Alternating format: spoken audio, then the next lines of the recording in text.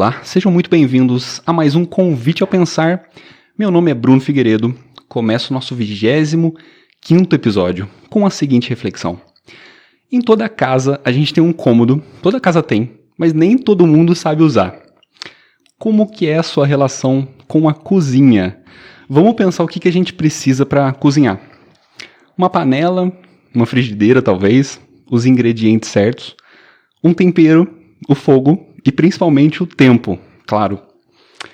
Mas tem uma peça que comanda tudo, que fica ali, na frente ou atrás, na frente do fogão, né? A peça que vai definir se vai ser uma simples comida ou se vai ser uma experiência. Uma pecinha que mistura, prova, ajusta e faz a magia acontecer. Hoje eu tô com uma pessoa aqui que entende dessa magia que eu tô falando. Sim. Seja muito bem-vindo, Jonas Pates. Muito obrigado, é um prazer estar aqui. E realmente, é tudo que você falou, até um pouco mais, porque cozinha é sempre muito complexa. São tantos fatores que eu acho que não caberia numa só fala, né? Quando se trata de cozinha de casa, tem muito mais a ver com afeto e amor, porque é uma descrição do afeto que você sente por quem está comendo. Um filho é um filho que cozinha para a mãe que faz para o filho, ou uma avó que faz para os netos, e ali você imprime afeto, né? E a gente que trabalha profissionalmente, que tem uma certa diferença de uma cozinha mais amadora, que é uma cozinha de casa, para uma cozinha profissional, a gente, querendo ou não, a gente traz um pouco disso. Só que a gente une com outras coisas que são as técnicas, né? São a precisão, o modo como que a gente lida e conduz as coisas. Eu digo que a minha conexão com a cozinha começou bem pequenininho. Eu tinha uma mania, quando eu era bebê, de tirar todas as panelas do armário da minha mãe e colocava as panelas no chão e fingia que eu estava fazendo comida. Pedia pra minha mãe colocar alguns grãos, um feijão, um arroz, pra eu mexer lá e fingir. Meu pai não gostava muito. Tem esse fato, assim, que foi meu primeiro obstáculo. Minha primeira objeção dentro de uma cozinha foi nesse início. Eu, bebezinho, já tendo esse... Eu não consigo nem explicar, de certa forma, se isso talvez seja um dom, é algo como uma missão de vida, mas... Eu lembro que sempre quando meu pai via eu fazendo algo que remetesse cozinha, ele já associava, não, cozinha só pra mulher. Já tinha essa visão. Isso, cozinha só pra mulher, então meu filho não vai mexer com panela, meu filho não vai... E ficava ali me podando a todo tempo, né? Já minha mãe, ela não via com esse olhar, ela via, nossa, ele tá me vendo aqui na cozinha, então ele tá, quem sabe... viver fazendo e quer copiar, acha legal. Então, sua mãe foi tipo a primeira referência, então. Sim, minha mãe foi a minha primeira referência e ela foi um princípio de resistência. Porque nos momentos que meu pai não tava, aí ela me dava um pouco mais de liberdade. Aí dava o horário do meu pai chegar, ó, teu pai tá chegando. Você sabe que ele não... Então ela te ajudava, sim. Isso, Legal. E esse comportamento, assim, foi desde a minha infância até lá meus 12, 13, querendo ou não, é meio criança ainda, pré-adolescente. Esse comportamento sempre ocorreu. Meu pai, ele segurou e manteve essa imagem, esse pensamento durante muito tempo. Minha avó, eu lembro que uma vez ela me deu uma panelinha, que ela me via sempre brincar com panela, né? Eu vou dar uma panelinha pra ele, que sempre quando eu ia na casa dela, eu achava o máximo aquela panela. Criança, né? A gente não sabe o que passa, né? Tem momentos assim, que eu ia na casa da minha avó, e se eu visse algo assando no forno, já teve ocasião de eu ver um frango assando lá, eu não queria ir embora. Tinha que ficar pra eu provar o frango, comer. Sempre teve esses... Meu pai, ele sempre teve essa resistência em relação ao homem na cozinha. E que ele sempre dizia que lugar de mulher, cozinha, homem trabalha, como se existisse papéis para cada um dos gêneros. Aquela famosa visão retrógrada, antiga, certo? E ao longo do tempo, eu tive uma infância um pouco privativa, assim, privativa no sentido de não ter muita coisa, ter poucos brinquedos. Hoje eu sou muito criativo, Eu, na minha infância, ao longo do tempo, eu fui desenvolvendo essa criatividade através dessa escassez que eu tinha. Então, eu tinha pouca coisa para brincar, eu tinha que imaginar muita coisa e imaginar vários cenários, né? Porque a brincadeira para criança é como trabalho. E meu trabalho naquela época era brincar, e o pouco que eu tinha, eu inventava 1 milhão de coisas. E uma das coisas era brincar de fazer bolo de terra. Bolinho de terra, Quem nunca, né? Bolinho de terra. E, teve uma vez que quebrou um liquidificador da minha mãe. E aí ela ia jogar fora. Aí eu, criança, fui lá, catei, não deixei pro lixo e fingia que eu tava usando ele para fazer alguma coisa. E aí, assim, nesse período, foi um período que eu tinha certos padrões, assim, relacionado à brincadeira, e a cozinha, ela sempre se repetia. Então, ela sempre ecoava, e eu via a cozinha como um lugar de acolhimento, um lugar de expressão. Eu ainda não entendia o que era se expressar, mas naquela época a minha expressão era aquela. E que perdura até hoje, né? Meu pai, quando eu tinha 12 anos, 13, ele comprou uma padaria. Tava, assim, bem, assim, não tinha muito movimento, tava ali no simples. Meu pai, com muita garra, meu pai ele trabalha em outra área, ele sempre foi o sonho dele ter uma padaria, e eu lembro que ele contou uma história que uma vez ele gostava muito, até hoje ele gosta muito de sonho, sabe sonho? E aí ele entrou na padaria, não tinha dinheiro, e ele foi trabalhar. Meu pai juntou latinha, capinava a rua, vendia picolé, desde novinho, criança. E aí ele juntou dinheiro para poder comprar esse sonho. E isso foi uma coisa que marcou ele. Que ele também teve uma infância muito privada, até mais que a minha, bem mais que a minha. Ele conseguiu dar pelo menos o básico ali pra gente poder ter uma infância tranquila, não precisar sair pra rua para trabalhar muito cedo.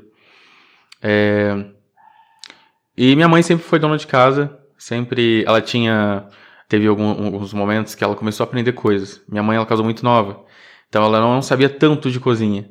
Ela sabia algumas coisas e ela foi aprendendo. Aí aquela vizinha que vai lá e... toma esse pão de queijo, prova. E a gente comia, ela gostava. Como que faz? Aí ia lá, escrevia a receita no papelzinho, passava pra minha mãe fazia, dava certo. E tinha coisas que dava errado também, aí virava motivo de risada nossa, e mesmo assim a gente comia, né? Que não era aquele errado, tipo, não tá comível. Mas era algo assim...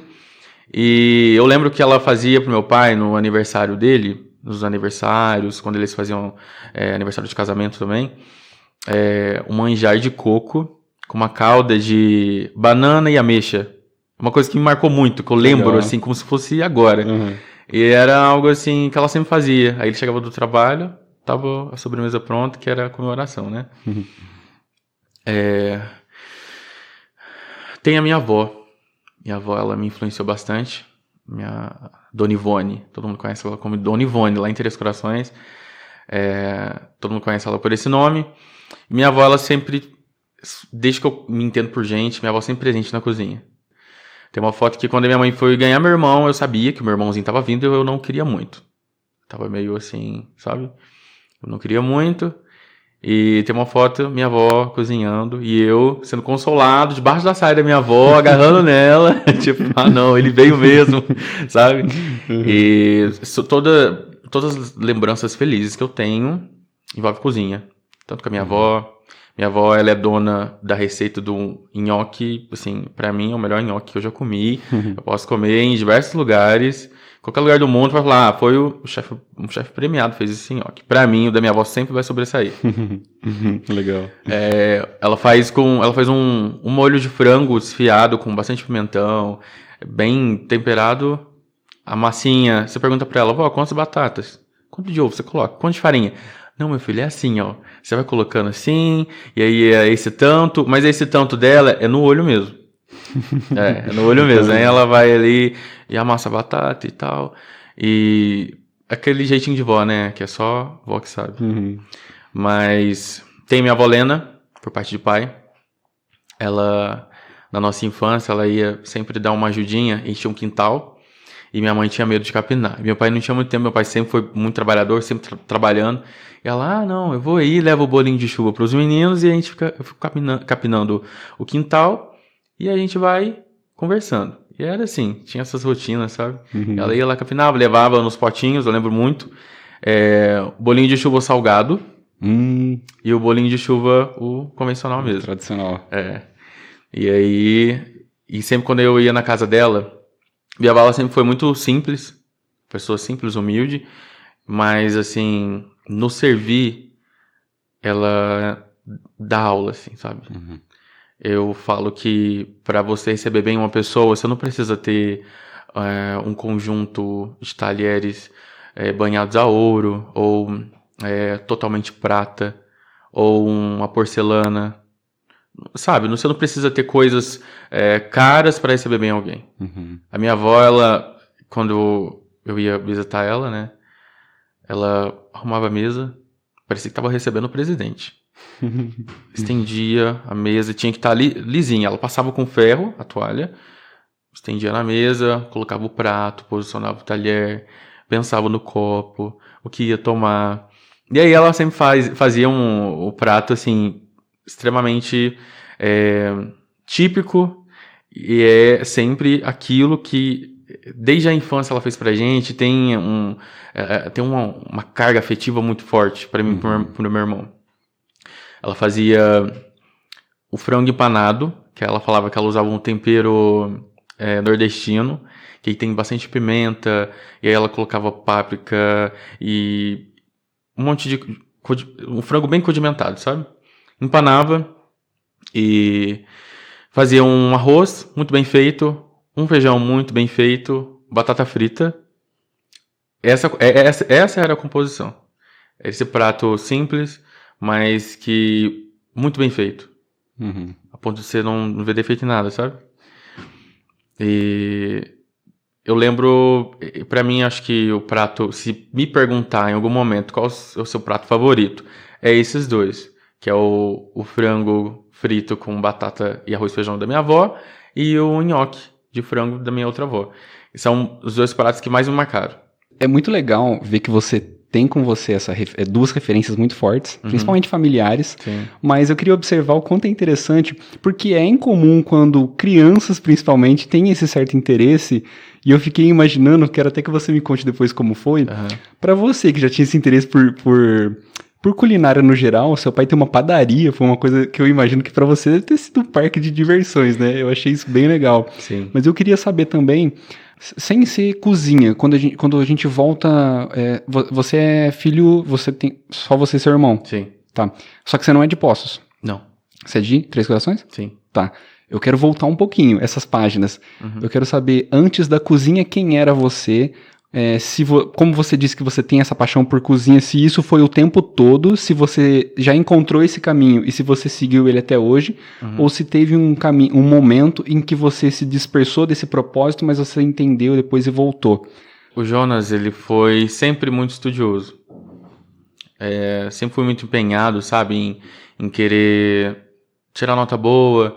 Tinha época, assim, que minha mãe e meu pai nem apareciam na escola. Ah, tem reunião. Ah, nem precisa. Como que tá tuas notas?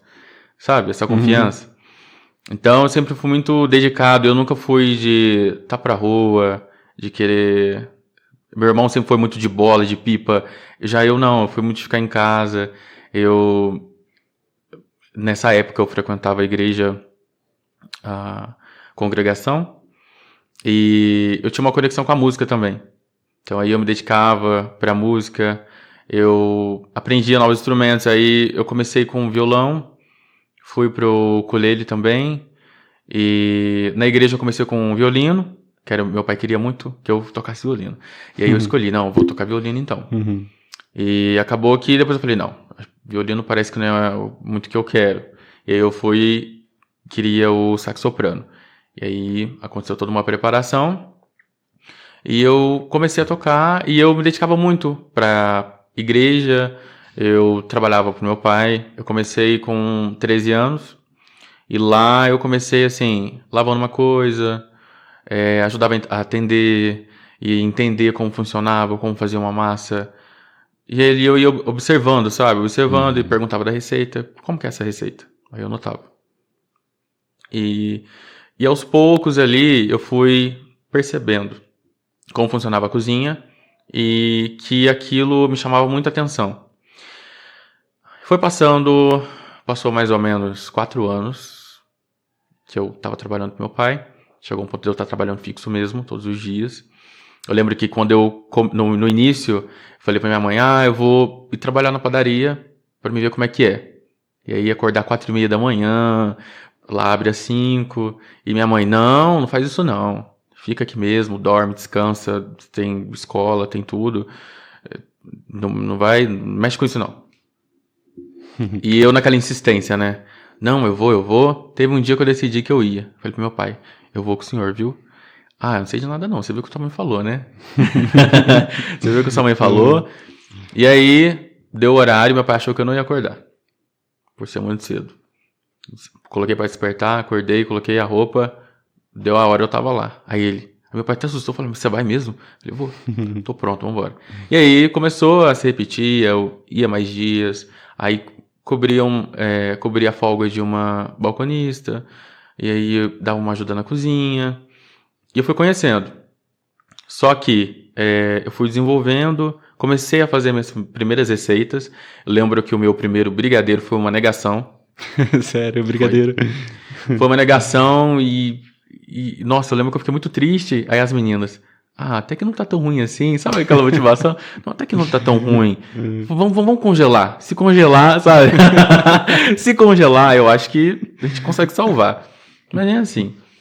Mas eu lembro que as primeiras coisas, as primeiras massas que eu fiz, genoise, que é o famoso pão de ló, errei muito.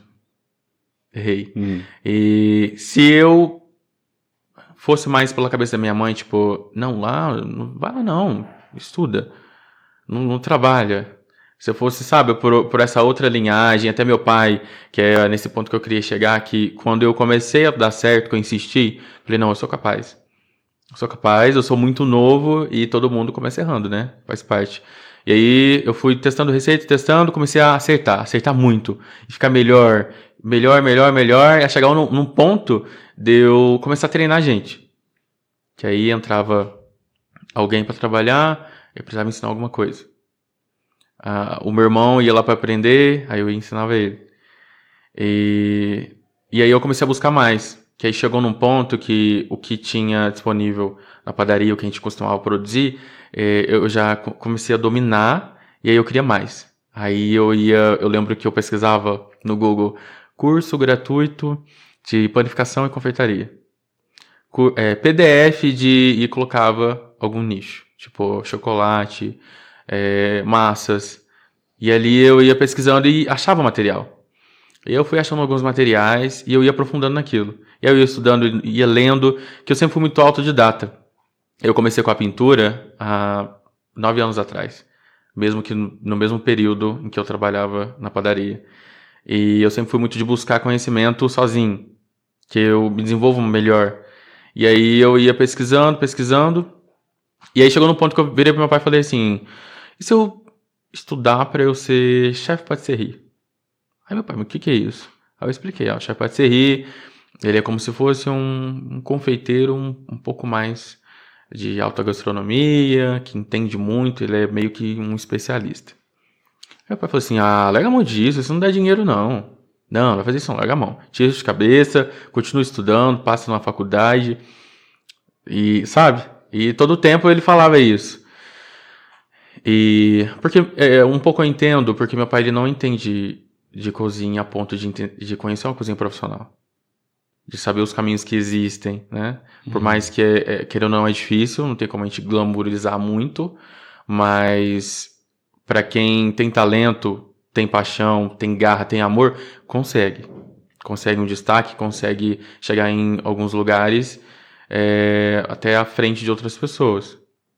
Então, eu não sei se na cabeça dele ele achou que eu queria estudar para acabar sendo o confeiteiro da padaria só. Sim. Não desmerecendo, jamais. Eu acho que a galera de cozinha, todos são fundamentais em qualquer nível. E acredito que todo mundo de cozinha são pessoas dignas de ser reconhecida, todos. Porque a cozinha não é fácil. Exige muito do físico e do mental também. Mas aí eu falava pro meu pai, ele sempre era essa fala. Ele falava, não, estuda, passa numa faculdade de medicina, ou se você quiser você faz direito aqui mesmo. E aí eu me via, assim, numa posição, eu pensava no direito, né? Falava, não, se eu for fazer o curso de direito, será mesmo que eu me vejo trabalhando com isso pro resto da minha vida? E eu muito ligado com arte, com música, porque por mim, eu iria, assim, viver de usufruir de tudo quanto é tipo de arte. Eu lembro que eu também, o teatro sempre me chamou muita atenção. Sempre quis apresentar alguma coisa, fazer alguma coisa. Eu lembro a primeira vez que eu fui num teatro pra assistir, era o Saltimbancos. Lembro muito bem, isso me marca muito. E eu acho que um dia eu vou me arriscar a fazer algo do tipo. E eu lembro que foi no teatro da ESA, lá em Três Corações. Tem a ESA, foi no teatro deles lá. E foi, acho que 3 escolas, se eu não me engano. Juntou a galera, lotou e começou a apresentação. E eu vi o pessoal cantando, o pessoal com figurino. Isso me encantou muito. Muito. Que eu lembro que ficou ecoando na minha cabeça. E aí eu ia falar, né? Mãe, se eu tentasse fazer teatro? A minha mãe... Você sabe que teatro é uma mentira. Retrata algo que passa na vida real, mas é uma mentira. E mentira, sabe de quem que é? Você sabe quem que é o pai da mentira, né? Sim. Porra, velho. Então era a cada avanço que eu queria fazer, aí era uma podação. Tipo uma podada. Uma podada. Sim. E aí, eu quero... Não. E se eu arriscar nisso? Não. Isso tem alguma coisa a ver com a sua vinda pra Poços? Afinal, você falou que é de Três Corações. Eu tô curioso pra saber como é que você veio parar aqui, então. Eu tô começando a juntar pontos. Eu comecei a estudar muito. Aí eu fui pra um colégio universitário, rotina integral, e mesmo assim, trabalhar no final de semana, ficava nessa vida. Eu lembro que meu pai descobriu, através de mim, inclusive, eu descobri que em Buenos Aires tinha a UBA, universidade que você fazia o CBC, que é o Ciclo Básico Comum, e aí você conseguia, passando nesse período, nas provas, em todos os testes, você conseguia adentrar na graduação, e ali você conseguia fazer medicina sem ter que ficar sem ter que ficar muito tempo, talvez, num cursinho para passar no vestibular aqui. Então, ia meio que para poupar tempo. Uhum. Meu pai achou legal a ideia, conversou com os irmãos, descobriu que lá tinha uma república de irmãos que eu poderia morar lá. E aí, até então, ok. Aí eu fui estudando, comecei a estudar espanhol e comecei a pesquisar tudo que eu precisava, achei uma assessoria. E aí chegou num ponto que estava tudo ok. Só que, e na minha vida pessoal, estava na igreja, namorava. E aí eu comecei a ter muita crise de ansiedade, porque no fundo eu sabia que a minha sexualidade não era bem resolvida. E querendo ou não, eu sempre fazia muito para agradar, sabe? Agradar todo mundo. Pra ser aquele que faz tudo certo, que tá suprindo as expectativas. Tipo isso. Uhum. E eu lembro que eu comecei a ter muita crise, e aí eu fui escondendo isso, até que eu não consegui mais esconder, e eu comecei a externalizar mesmo. E eu já comecei a demonstrar que eu não estava bem, e nesse período eu comecei a sair, ao mesmo tempo eu já comecei a criar uma certa resistência, porque eu comecei a ter um pensamento de vida um pouco diferente do que eu estava ali. Ou seja, o Jonas da igreja, o Jonas que fazia tudo para agradar todo mundo, já não estava mais assim permanecendo. Estava aparecendo um novo Jonas. Aquele Jonas que estava pensando por si só, que não queria mais seguir a doutrina e as ideologias da igreja. Eu comecei a acreditar em Deus de uma forma diferente. E comecei a separar as coisas na minha cabeça.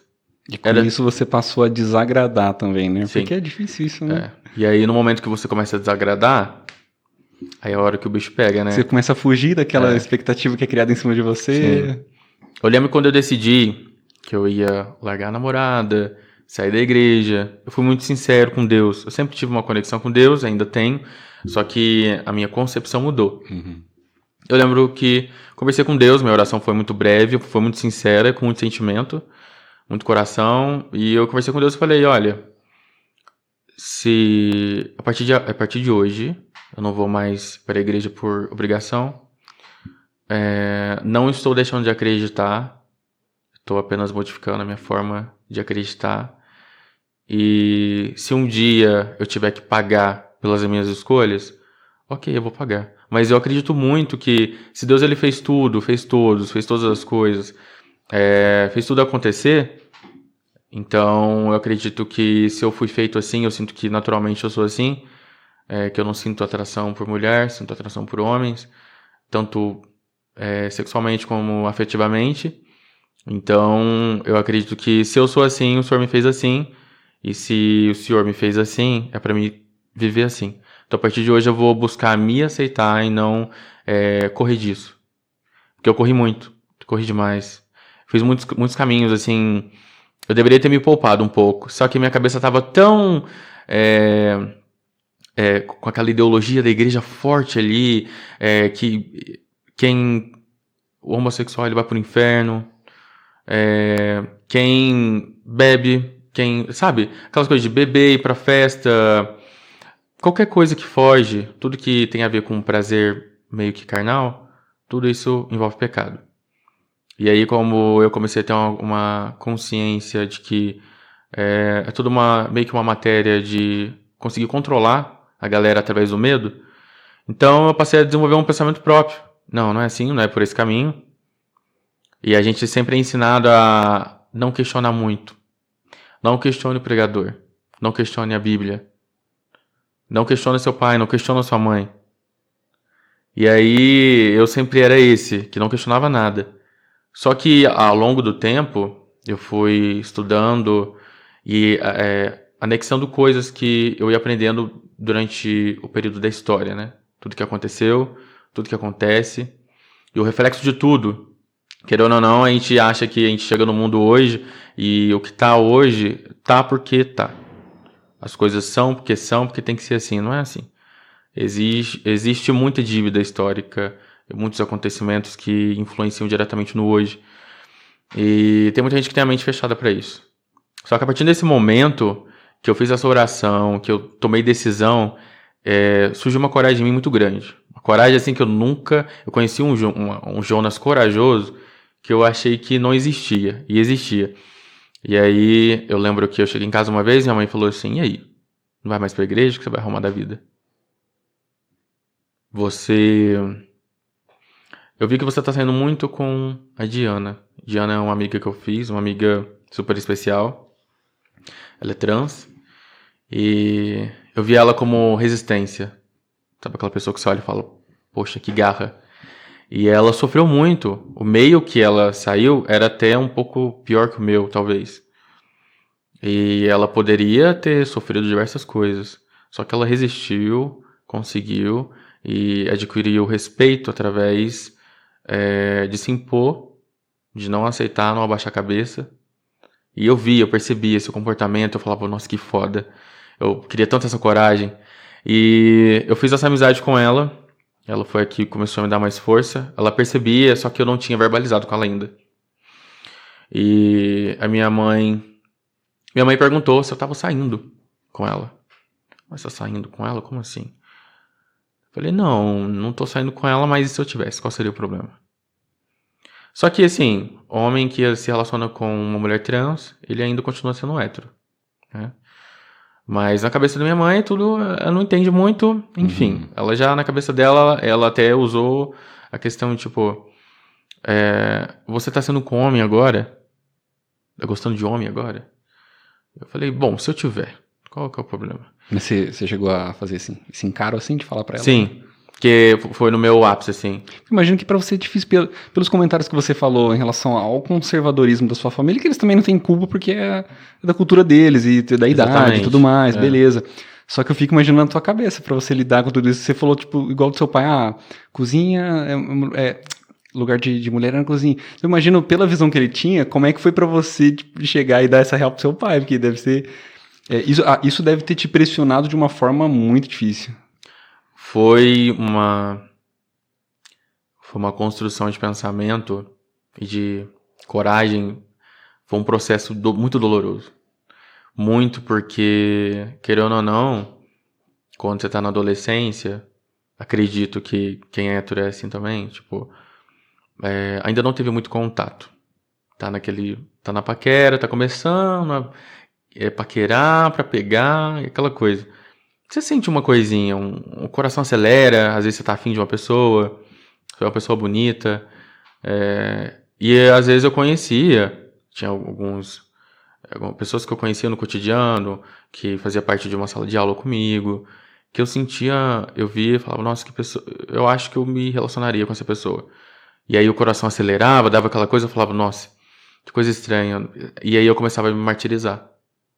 Eu falava, nossa, eu sou pecador, eu vou pro inferno, eu não deveria estar sentindo isso, o que tá acontecendo comigo? Será que é algum espírito? Onde que eu peguei esse espírito? Então era uma coisa muito, sabe, um pensamento muito cru, muito vazio, baseado nos ensinamentos que eu tive ao longo, até aquele momento, né?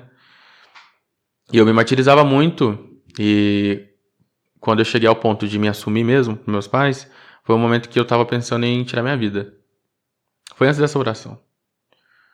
Eu tava passando pelas crises, às vezes eu ficava algumas noites sem dormir. Eu ficava sem dormir e chorava muito. E ficava remoendo coisa na minha cabeça. Eu remoía esses episódios. Às vezes, quando eu tava namorando, eu ficava pensando no futuro. Muito assim, nossa, eu vou chegar a casar, né? Ela vai querer ter uma resposta minha como marido. E você sentia que você não estava sendo quem você era? Acho que um pouco disso de te privar de ser o que você queria ser? Ver o meu pai orgulhoso me dava um pouco de esperança. Tem essa sensação também, um pouco de culpa, né? De se sentir mal, porque... Uma coisa que pesava muito, sabe o que era? A minha mãe perdeu uma menina, bebê, morreu. Um menino, e depois veio eu. Então eu sou tipo o filho da promessa. Então eu tinha um peso nas minhas costas, assim, é uma coisa muito pesada. Então eu falava, nossa, eu, o filho da promessa, que o meu pai é o que mais deposita, querendo ou não, vai ser aquele que vai ter um cargo, aquele que vai casar, aquele que vai ter filho, sabe? Geralmente o que tem essa expectativa em cima é o que mais desaponta e mais disputa, porque ele vai para outro lado, geralmente, porque você já tá sofrendo aquela pressão que não é tua. E eu lembro que eu criança, eu era muito reprimido por gesto, jeito de andar, jeito de falar. E aí eu ia pra um cantinho e eu ficava sofrendo por aquilo. E aí eu lembro de eu chegar até comigo mesmo, falar, eu não quero ser menino. Hoje eu entendo que não tem a ver com não querer ser menino, ser menina. Nada disso. Eu sou muito bem com o corpo que eu tenho, sou muito feliz. E eu sou o Jonas, homem que gosta de homem. Simples. Mas naquela época eu ficava assim, nossa, mas eu não penso pra fazer isso. É tão natural meu, e eu sou reprimido, sou castigado por isso, sabe? E eu ficava falando comigo mesmo, e às vezes minha mãe ensinou a gente a orar, e eu ficava falando pra Deus, tipo, eu não quero ser menino, eu quero ser menina. Porque talvez se por um passe de mágica eu virasse menina, que criança tem essa ilusão, né? Tipo, de mágica, de transformação. Tipo, nossa, e se amanhã eu acordar e eu acordar no corpo de menina?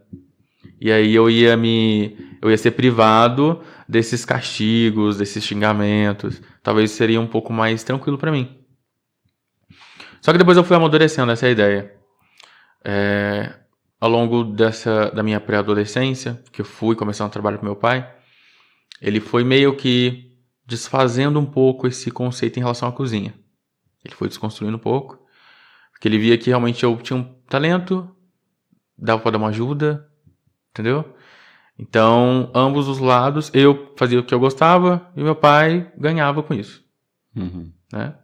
Então, eu tava feliz e ele tava feliz também. Ponto. Só que em casa, se me visse com um pano de prato no ombro, aí já era motivo já. Tipo, e esse pano de prato no ombro, o que é isso? Isso é coisa que homem faz, sabe? Aquela coisa. Mas voltando ao ponto que eu parei, eu lembro que minha mãe falou pra mim assim: ah, é? Você gosta de homem? Eu não acredito nisso. Ela começou a entrar em negação, em choque, ficou desesperada. E ela falou assim: eu vou tirar esse espírito na base da correia. Capaz, cara. Sim. E aí eu falei pra ela assim: tá, você quer bater? Pode bater, mas só vai piorar. Porque eu já tava, sabe, convicto do que eu queria. Eu tava certo do que eu queria. Eu sabia que, a partir daquele momento, o que acontecesse, eu ia segurar o rojão.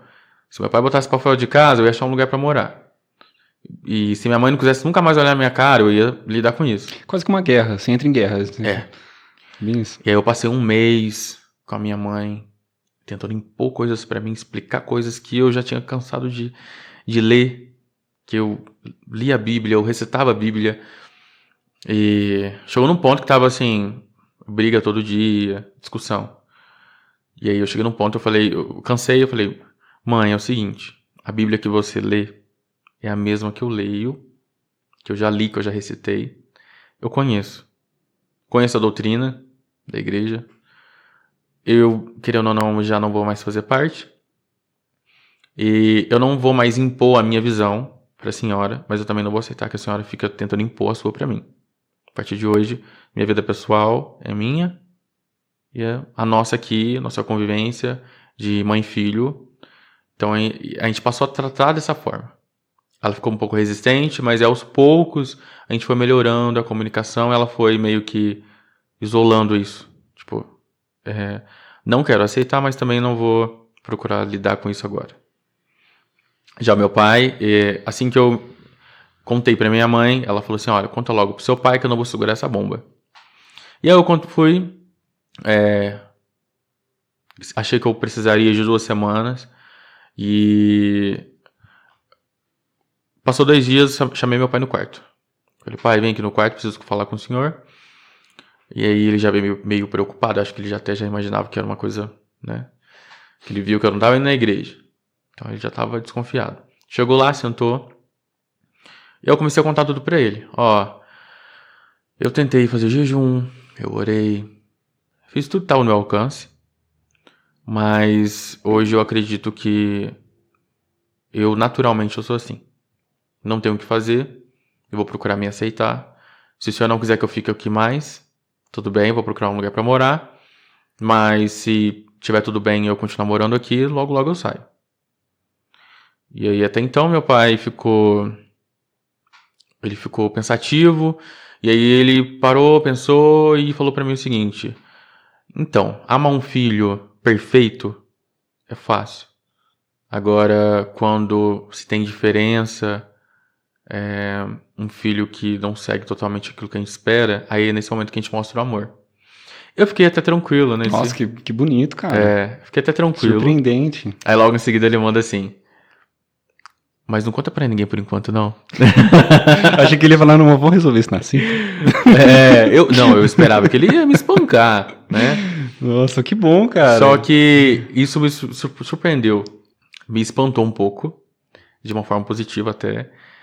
E eu achei que ele ia ter a pior reação.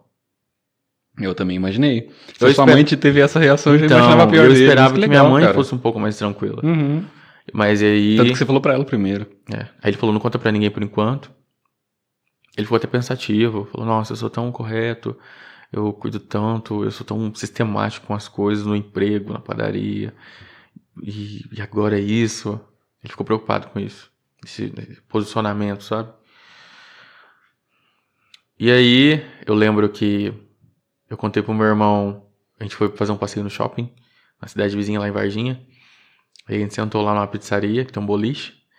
E aí sentou lá, falei, Gabriel, tem uma coisa pra te contar. Aí ele, nossa, o que é? Lá vem. Falei, então, eu sou gay. Aí ele, até que eu desconfiava.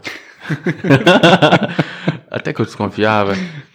Falei, então. E eu contei pro pai e pra mãe. Ele, o quê? Você contou pro pai e pra mãe? Ele se espantou muito mais por eu ter contado pra eles do que em si, né, a situação. Mas aí meu irmão falou assim, não, tudo bem, importante ser feliz. Se você precisar, pode contar comigo. Se alguém fizer graça com você, você me chama, que eu dou um jeito. E a partir daí ele já estava ciente, né, disso. Sempre me tratou bem, não com nenhuma diferença, nada. E minha mãe contou para minha avó. Minha avó, né, comunicadora, profissional da família, contou para todo mundo. O que não era pra ter contado, né? Espalhou.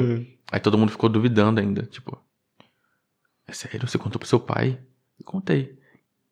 Que ele não fez nada? Não. Ele não vai ficar feliz com uma coisa dessa, né? Porque é uma quebra de expectativa. E querendo ou não, os pais, nesse momento, eles entram numa fase de luto, né?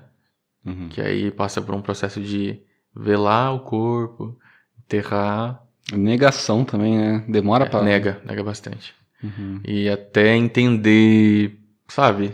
É doloroso. Uhum. Pra mim foi, pra eles também. Cara, você cria uma expectativa desde quando o filho tá na barriga. Nossa, ele vai crescer, eu quero que ele siga meus passos, eu quero que ele faça isso, eu quero que ele jogue futebol, eu quero que ele... cheio de querer. Eu falo muito para minhas amigas que ter um filho por vaidade ou para querer construir uma narrativa de vida para se sentir um pouco melhor, mais feliz, pautar a felicidade em cima de uma vida é uma coisa muito pesada. Você idealizar algo seu em cima de um ser humano, que o filho ele não é uma extensão do pai e da mãe. Ele é outro, ele é um indivíduo, entendeu? Ele vai gostar de outras coisas, ele vai querer... Talvez o pai e a mãe gostem de vestir algo muito discreto, aí vem um filho que é super maximalista, que gosta de usar, sabe? Então, o pai e mãe, que a mãe que tá gerando o filho agora, o pai que tá esperando a chegada, é muito importante pensar nisso, sabe? Não ter essa expectativa, criar toda uma narrativa para a vida do filho, não é saudável. Nem para eles, né, pai e a mãe, e nem pra criança em si. Que foi uma coisa que me impactou muito para mim, né? Talvez se não tivesse toda essa narrativa, essa espera, essa expectativa, para mim fosse mais fácil. Não. Meu pai e minha mãe respeitam minhas escolhas, sabe que eu sou meio diferente, meio, né, falta um parafuso, tá tudo bem. Então, eu acho que me assumir para eles é algo tranquilo. Acho que até antes eu teria feito isso. E aí, o que acontece? Aquele apoio que eu tinha, que eu iria para Buenos Aires fazer medicina, aquilo tudo meio que se desfez, né? Meu pai, ele não... A princípio, ele não disse que não me ajudaria com nada, falou assim... a partir de hoje, então, já que você vai fazer suas escolhas na sua vida, então você vai ter que correr atrás das suas coisas. Então, a partir de hoje... Mas aí depois ele veio conversar comigo, falou que me ajudaria, mas não da mesma forma, sabe? Daí uma ajuda ali, que querendo ou não, continuo sendo filho, ele continua sendo meu pai. Tá, e aí eu comecei a viver um pouco mais, sair, conhecer barzinho, fazer amigos. Conheci muita gente legal, muita gente bacana, vivi bastante. Vivi muita coisa legal. E que, assim, foi uma experiência muito... É como se você tivesse todo o tempo um cachorrinho preso ali. E aí você abre o canil, ele sai. E pra mim foi assim.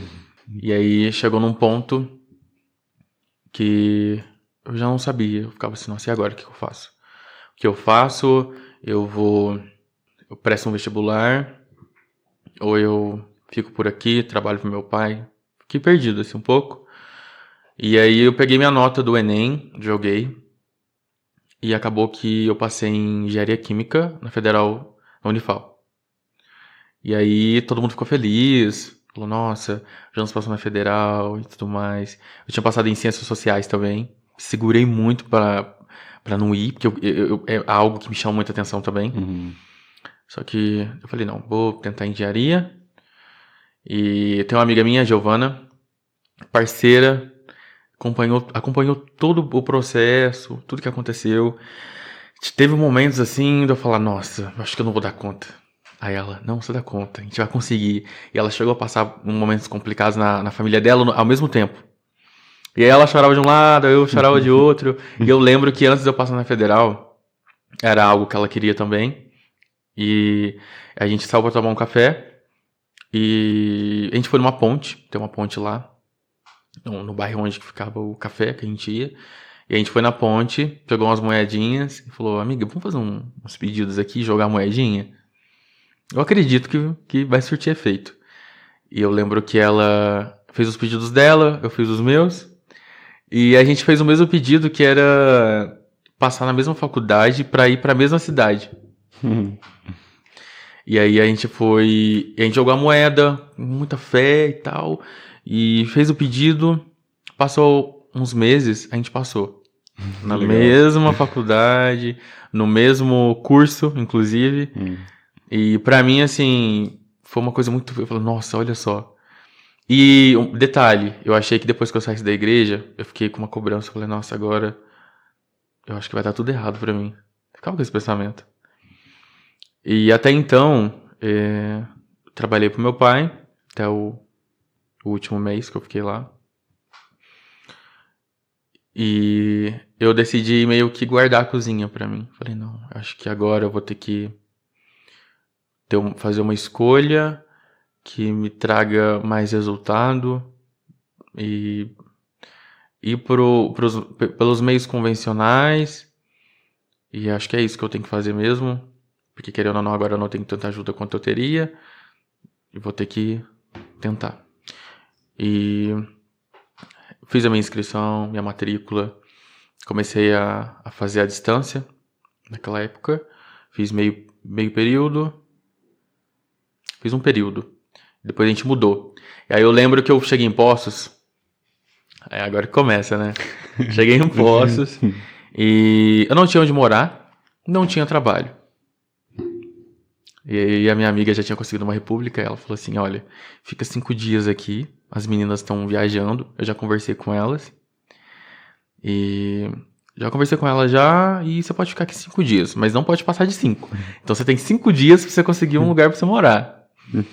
E aí eu lembro que foi uma correria. E eu procurando. E chegou ao ponto de... No 4º dia eu não tinha conseguido. Sério. Faltando um dia. Começou a me dar desespero. Eu falei, nossa, e agora? E eu tava com todas as minhas coisas, né? Roupa, livro e tal. Tava tudo lá, minhas malas. E aí eu lembro que consegui. Consegui a República, a Letícia. Letícia tem uma República ali no Cascatinha. E aí eu morei ali 1 ano. E aí a Letícia me acolheu. A Letícia é uma querida. Ela teve um papel muito importante. Talvez ela não saiba, mas ela teve um papel de acolhimento naquele momento que eu precisava, sabe? E aí ela sempre brincava, e aí, como é que você tá? Tá tudo bem? Precisa de alguma coisa?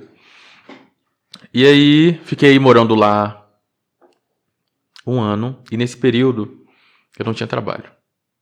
Nesse período do início ali. Eu mudei, aí nessas primeiras semanas eu ficava meio pensativo, tipo, nossa, e agora? E eu mandei currículo para auxiliar administrativo. Que eu tenho curso de rotina administrativa, ajudava meu pai a fazer um monte de coisa que envolve isso. Então, eu falei, não, eu vou conseguir uma vaga em algum escritório, uma empresa, e dou continuidade no meu curso. E é isso que eu vou fazer. Como eu não tinha experiência comprovada na área de administração, ninguém chamava. E aconteceu uma coisa muito interessante. Apareceu uma vaga para um resort daqui. E aí eu sonhei. Tive um sonho que eu tenho muito isso. Eu sonhei que eu entrava num lugar e eu via um salão com vidro assim, através da vidraça eu via as mesas lá dentro, e eu chegava no local, tinha uma senhora, e essa senhora me emprestava um avental de meia cintura branco. Beleza, acordei, passou umas 3 horas, aí me mandaram mensagem. Até já tinha feito uma entrevista, a entrevista... perguntaram tudo que eu sabia fazer, como... E eu passei tudo, e tá. E aí, eles me ligaram, e falou, olha, tem um extra pra você fazer lá, tal dia, tá disponível? Eu falei, não, tô sim, mas eu vi que é longe, né? Não, fica tranquilo, passa a van, vai te buscar. Ok. E aí eu falei, tá, e que roupa que eu devo ir? Ah, camiseta branca, calça preta. No sonho eu tava com essa roupa. Eu já lembrei do sonho, eu falei, nossa... Será que, né, é uma confirmação? Tá, peguei o transporte, cheguei lá. Chegando lá, me falaram que a confeiteira não tinha ido, que ela estava doente, que eu teria que encarar sozinho. Pra mim, aqui em Poços de Caldas, os resorts tinham uma confeitaria num nível mais alto, né? E aí eu já fiquei preocupado. Falei, nossa, se for muito alto, talvez agora eu não dê conta. Na hora que eu vi o que estava acostumado a fazer, eu falei, pra mim é moleza. E aí eu já fiquei mais aliviado. E eu lembro que eu passei em frente a vidraçaria lá do salão. Eu fui lembrando, né? Cheguei lá dentro da cozinha. Falei, como eu já não queria trabalhar com cozinha, eu achei que eu ia conseguir, né, guardar. Falei, não, vou seguir outro caminho. Deixei tudo. Batedeira, utensílio, tudo que eu tinha. Roupa de trabalhar, avental. Deixei tudo. Sapato, tudo. E aí eu lembro que eu cheguei e falei, nossa, eu não trouxe avental, aqui tem avental pra mim. E aí o chefe falou assim, olha, tudo que você precisar, pode falar com ela, que é a senhora. Eu cheguei nela e falei, olha, tô sem avental. Aí ela, eu acho que eu tenho um avental lá no meu armário. Vou lá dar uma olhada. Foi, voltou, o que era? O avental de meia cintura branco. E eu comecei a trabalhar ali. Fiquei um bom tempo trabalhando nesse resort. E nesse período, muito evento, muita, sabe, data comemorativa, mesas e demanda de recreação, muita coisa. E ali foi o primeiro lugar que eu tive uma margem de liberdade de criação, assim. Então eu mesmo fazia os cardápios, né? Teve alguns períodos lá que não tinha chefe de cozinha, às vezes tinha. Quando tinha o chefe, aí ele, não, fica tranquilo, faz o seu cardápio. E aí eu tinha essa liberdade criativa, e atrelado a essa liberdade criativa tinha também muita demanda. Então foi onde que apareceu os primeiros desafios para mim, que era quando começou a aparecer aquele cansaço realmente da cozinha, que é a hora que pesa, porque a cozinha, eu gosto de dizer que existe o amor pela cozinha e a paixão pela cozinha. A paixão, ela vai muito da parte boa, assim. Você conhece as partes boas da cozinha, que é a parte da criação, é a parte da finalização, que o final, assim, te dá um sentimento de completude, sabe? Tipo assim, olha o que eu entreguei. Olha o resultado. E é muito compensatório e satisfatório ao mesmo tempo. Você ter muito trabalho e depois você conseguir entregar uma mesa foda. Você olhar e falar, não, olha, tem minha mão aí, tem minha criação. E eu comecei a ter as primeiras doses daquela felicidade absurda, misturado com aquela adrenalina da pressão, porque você tem horário, então você tem que cumprir horário para muita coisa. Buffet, quando se trata... que a gente tem várias modalidades, né? Tem a questão do buffet para evento, tem o buffet de hotel que acompanha os tempos de refeições, tem o la carte. Quando se trata de la carte, entra a comanda, canta a comanda, monta o prato e manda. Se botar no horário de pico, então, nossa, deve ser Loucura. estressante demais, aquela pressão. Comanda entrando, mas já vou chegar aí. Na parte do resort, muita demanda em volume. Então, naquele momento, naquela época do resort, eu ficava responsável pela confeitaria, então era o Jonas, responsável em temporada, sobremesa para 500 pessoas. Nossa, você é louco. Então, almoço, jantar e fora a recreação. A recreação, a gente vai fazer café da Alice. A gente vai fazer o piquenique de não sei o quê. Sabe? Então, criava esses eventinhos para as crianças, e aí passava, ó, eu preciso de tal coisa, tal coisa, tal coisa. Então, a minha cabeça ficava todo o tempo, e eu tinha uma mania, que eu gosto muito, que eu tinha um canetão, e lá tinha muita área de azulejo livre. E aí eu ia anotando, segunda, tal, terça. A gente vai ter o jantar alemão. Lá ia eu. Eu não tinha, se tinha alguma receita que eu não sabia, eu ia pesquisar, eu ia saber. Preciso fazer a adaptação. Eu mesmo corria atrás, olhava, ajustava, e aí eu tinha essa mania de escrever tudo na parede. E aí eu escrevia tudo que precisava, tudo de produção. E a mente de quem trabalha em cozinha é como se fosse um computador com várias abas abertas. E aí é uma panela que está no fogo, é algo que está no freezer que precisa ficar um tempo certo. O timing que você precisa estar todo o tempo ali, sabe, ligado. Ó, tá dando tal hora. Jonas, já é 10 horas. Jonas, já é 11. Tá perto. Reposição já vai buscar. E aí aquela adrenalina, e corre, vai, e faz. E não é só entregar. Tem aquela questão de manter o buffet, né? Então, com a mesma qualidade. Não pode faltar. Tá perto de acabar, já vão me dando. A reposição já avisa, tal coisa. E já vai preparando, já vai mandando. Então, sabe, a cozinha ela exige muito isso. Então, geralmente as pessoas que são apaixonadas pela cozinha tendem a gostar da parte do glamour. Já quem ama a cozinha entende que a cozinha, em alguns momentos, ela vai ser um pouco massiva, sabe? Existe também a questão da rotina, que às vezes cansa um pouco. Das coisas que se repetem, que tem processo que você vai fazer todo dia, você precisa fazer.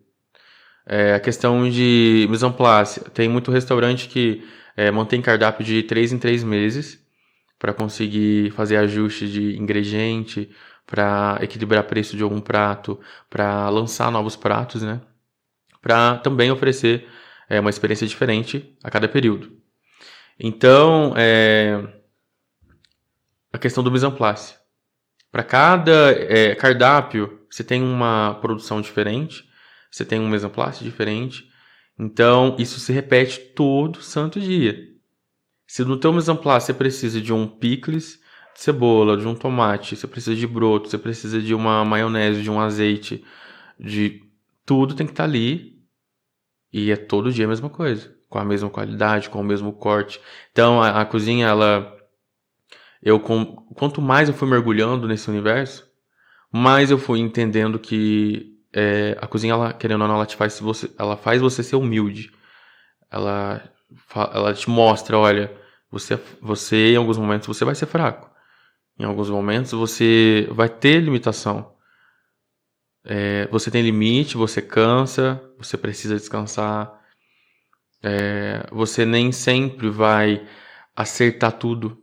Vai ter sempre alguma coisa que você vai acabar deixando ali no mais ou menos. Não porque você quer, é porque é tanta coisa, é uma rotina tão pesada que acaba que alguma coisa foge. E tem muita gente que é perfeccionista. Eu sou muito assim. Então, eu passei a passar por situações que eu ficava até me cobrando depois. Coisa simples, tipo um corte de cebola. Nossa, aquele corte de cebola poderia ter ficado um pouco mais fino. E aí eu fico, aquilo ecoa. Porque, é igual eu falo, a pessoa quando ela ama o que ela faz e que o que ela faz tem um peso muito forte na vida dela, aquilo é como se fosse o tudo dela. Né? Em partes. Aquilo é o tudo dela e pequenas coisas como um corte ecoa às vezes. Mas, geralmente quem ama consegue conviver com as delícias da cozinha, a parte boa, e a parte ruim. Porque eu gosto de dizer que na vida do cozinheiro existe o destempero também. Você passa uma vida no dedicar, no servir.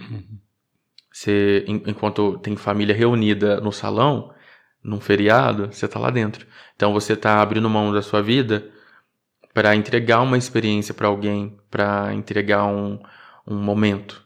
Que lá naquela mesa, que tem uma família, tá se passando um momento ali. E é algo que talvez vai ser marcado. Algo que fique na lembrança. Então a gente que produz isso, a gente faz parte disso também. Então, às vezes, a cozinha é um ato de também, às vezes, se deixar um pouco de lado para você conseguir executar isso. E saber que tá tudo bem. Não, tá tudo bem eu trabalhar em feriado, faz parte. Não, tá tudo bem isso. Esse é o amor. É reconhecer as partes boas e ruins, conciliar isso. Entender. Já tem gente que tem a paixão pela cozinha. Que é aquela pessoa que ama cozinhar pros amigos, mas se colocar ela numa brigada de cozinha, aí ela não suporta. Te entendo bem. Eu gosto de cozinhar tranquilo, sem tempo. Quando eu for pra cozinha, cozinho tranquilo e tal. Agora, se eu tiver que cozinhar na correria do dia a dia, eu não tenho saco, eu não quero cozinhar mais, cara. Então, o meu lance é mais assim, tem que ser sem pressa. E falando dessa relação com a cozinha, as pessoas têm uma visão muito equivocada do que é ser cozinheiro. Às vezes uma visão muito simplista. Queria que você, como cozinheiro, desse essa visão pra gente. Eu já tive experiências de estar saindo do lugar que eu tô trabalhando, vestido, limpo, tudo certo. Mas pelo fato de ver a gente sair da cozinha, de ter olhares de como se a gente fosse um bicho. Tipo assim, sabe? Eu não entendo o que passa na cabeça das pessoas de olhar com esse olhar pra quem trabalha dentro da cozinha. Não consigo entender, porque tá lá fora, tá usufruindo do que a gente produz, sabe? Mas tem outras pessoas que conseguem ter um olhar um pouco mais especial, mas é minoria. Eu gosto muito de trazer que o Brasil passou por um processo de colonização, e nesse período, geralmente quem estava nas cozinhas eram escravos, né? Então, a gente, naquela época, já era olhado como aquele que tá lá pra... É alguém inferior que tá pra me servir. Sub-humano. Isso. É alguém que não merece estar na mesma posição que eu. E o que ele merece é estar me servindo. Então era essa visão. E essa visão ela foi tendo evoluções e foi modificando de certa forma. Eu gosto de dizer que a escravidão acabou. Essas pessoas acabaram indo para a margem da sociedade. E por outro lado, na Europa, teve muitos reinados e quem fazia os pratos dos reis, quem estava na cozinha era muito bem visto, né? Tinha uma outra visão. Mas voltando para o Brasil, que é o que se dá a visão que a gente tem hoje, a gente não eu, né? Mas é que a maioria das pessoas tem em relação ao cozinheiro, que ele tá nessa posição ainda de apenas servir. Olha para o cozinheiro como aquele que não teve escolha, sabe? Aquele que não teve o que escolher, tipo, não deu certo a vida, então acho que ele caiu numa cozinha. A não ser os chefes de programas da televisão que você vê super glamurosos. Exatamente. E aí cai nessa imagem que a indústria cria, que na verdade é um personagem, né? Por trás, vamos supor, os jurados do MasterChef são chefes bons, né? São ótimos profissionais. Só que, além disso, eles precisam ter uma persona. Precisa cada um ter uma personalidade, uma forma de se impor, de cobrar, de... Então, se cria um personagem ali. E eles muito bem vestidos. A chefe maquiada, produzida, o chefe com um terno ou com uma roupa social, mas muito bem trajado, né? E as pessoas olham para aquilo e olha aquele glamour, e eles saem em fotos em capa de revista e eles são muito bem, mas o pessoal esquece que, querendo ou não, todo chefe é cozinheiro também, né? E eu gosto de dizer que essa herança dessa visão, desde lá da época do Brasil Colônia, que vem se arrastando, hoje impacta no que as pessoas vê o que a gente é. Então, a gente é visto como nessa posição de apenas servir. E tem outro ponto também, que tem a questão de, desde no início da construção de São Paulo, aquela coisa toda, que começaram os primeiros centros comerciais, surgiu os primeiros restaurantes, e também tinha muita influência da questão dos migrantes, né? Tanto italianos quanto os alemães, sírios, e que, querendo ou não, toda essa mistura trouxe um pouco de corpo para a gastronomia brasileira que a gente tem hoje.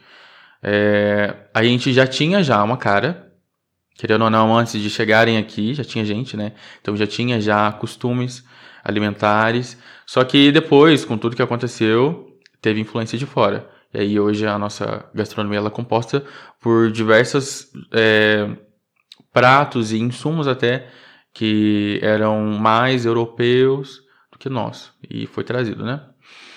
Então, nesse processo de construção, no centro de São Paulo, primeiros restaurantes, começou a ter uma certa demanda de profissionais.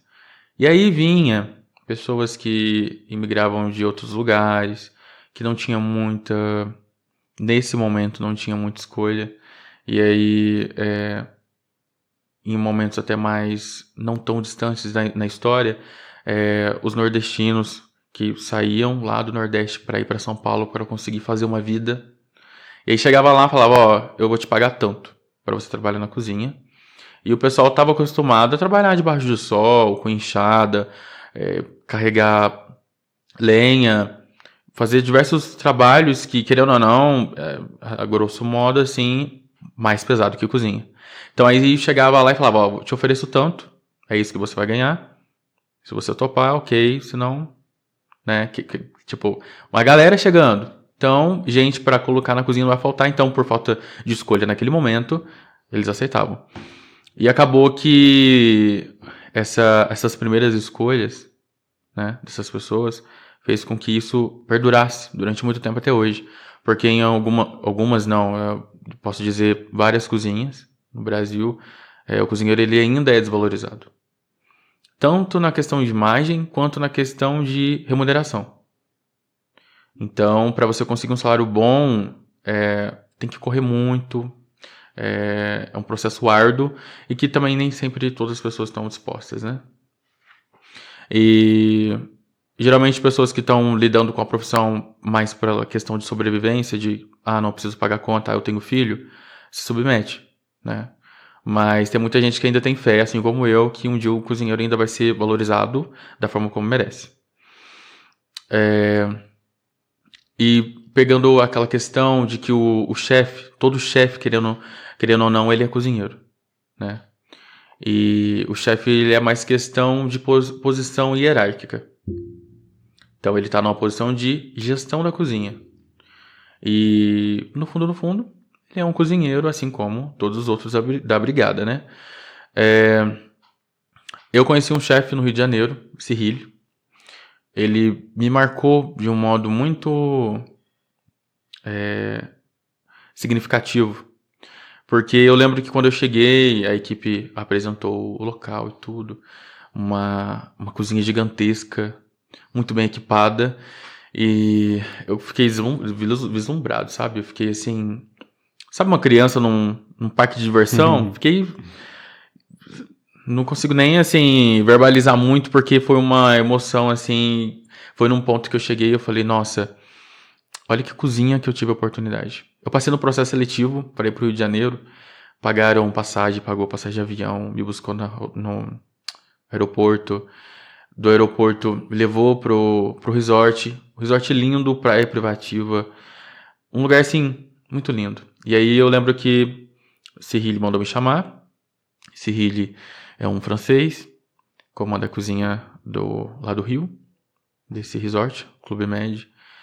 E, se eu não me engano, ele comanda também cozinha da parte administrativa, à distância de uma das cozinhas lá da França. E ele me chamou, cheguei, entrei no escritório dele, sentei. Aí ele olhou assim e falou, então, ele não perguntou pra mim, que técnicas que você domina? O que você sabe fazer? Ele não fez essas perguntas pra mim, ele simplesmente falou assim, me conta quem é o Jonas. E o que a gastronomia, o que a confeitaria representa pra você. O que fez o Jonas estar aqui? E, cara, isso me impactou de uma forma muito profunda, porque eu nunca tinha encontrado um chefe que tinha essa visão. E ali foi o momento que eu falei, caramba, eu quero ser assim um dia. É esse tipo de profissional que eu quero ser. Uhum. Eu acredito que um verdadeiro chefe, ele tem esse tato humano. Porque por trás de técnicas, de panelas, de horas em pé, atrás de resultado, querendo ou não, que esse é o foco, existe uma pessoa, e essa pessoa tem uma história, assim como eu. E essa história, ela impacta diretamente no que ela tem como motivação, força motora pro que ela faz. E por tudo que eu passei, tudo que aconteceu, todas as reviravoltas que teve na vida, os lugares que eu passei aqui em Poços de Caldas, todos os lugares me reafirmaram que aquele era o meu lugar. A cozinha é o meu lugar e que é um lugar que eu me sinto feliz. É um lugar que cansa. Às vezes a rotina fica um pouco batida, mas eu acho que não tem nada mais satisfatório que você produzir, criar algo e ter um efeito positivo para alguém. Na experiência, no paladar, e querendo ou não, a gente consegue criar uma marca na pessoa. Como se todo cozinheiro ele impõe uma digital nesse prato e através dessa marca que ele deixa, que é o que ele consegue se entregar ali, impacta diretamente na pessoa que come. Tá, eu fiquei pensando agora, tem alguma coisa que você gosta mais de cozinhar? Tipo, você é mais pro doce, mais pro salgado, tem alguma pegada? E você falou agora de identidade e DNA, eu quero saber se você tem o teu toque mágico, a tua identidade, alguma marca registrada que você gosta de deixar, algo assim.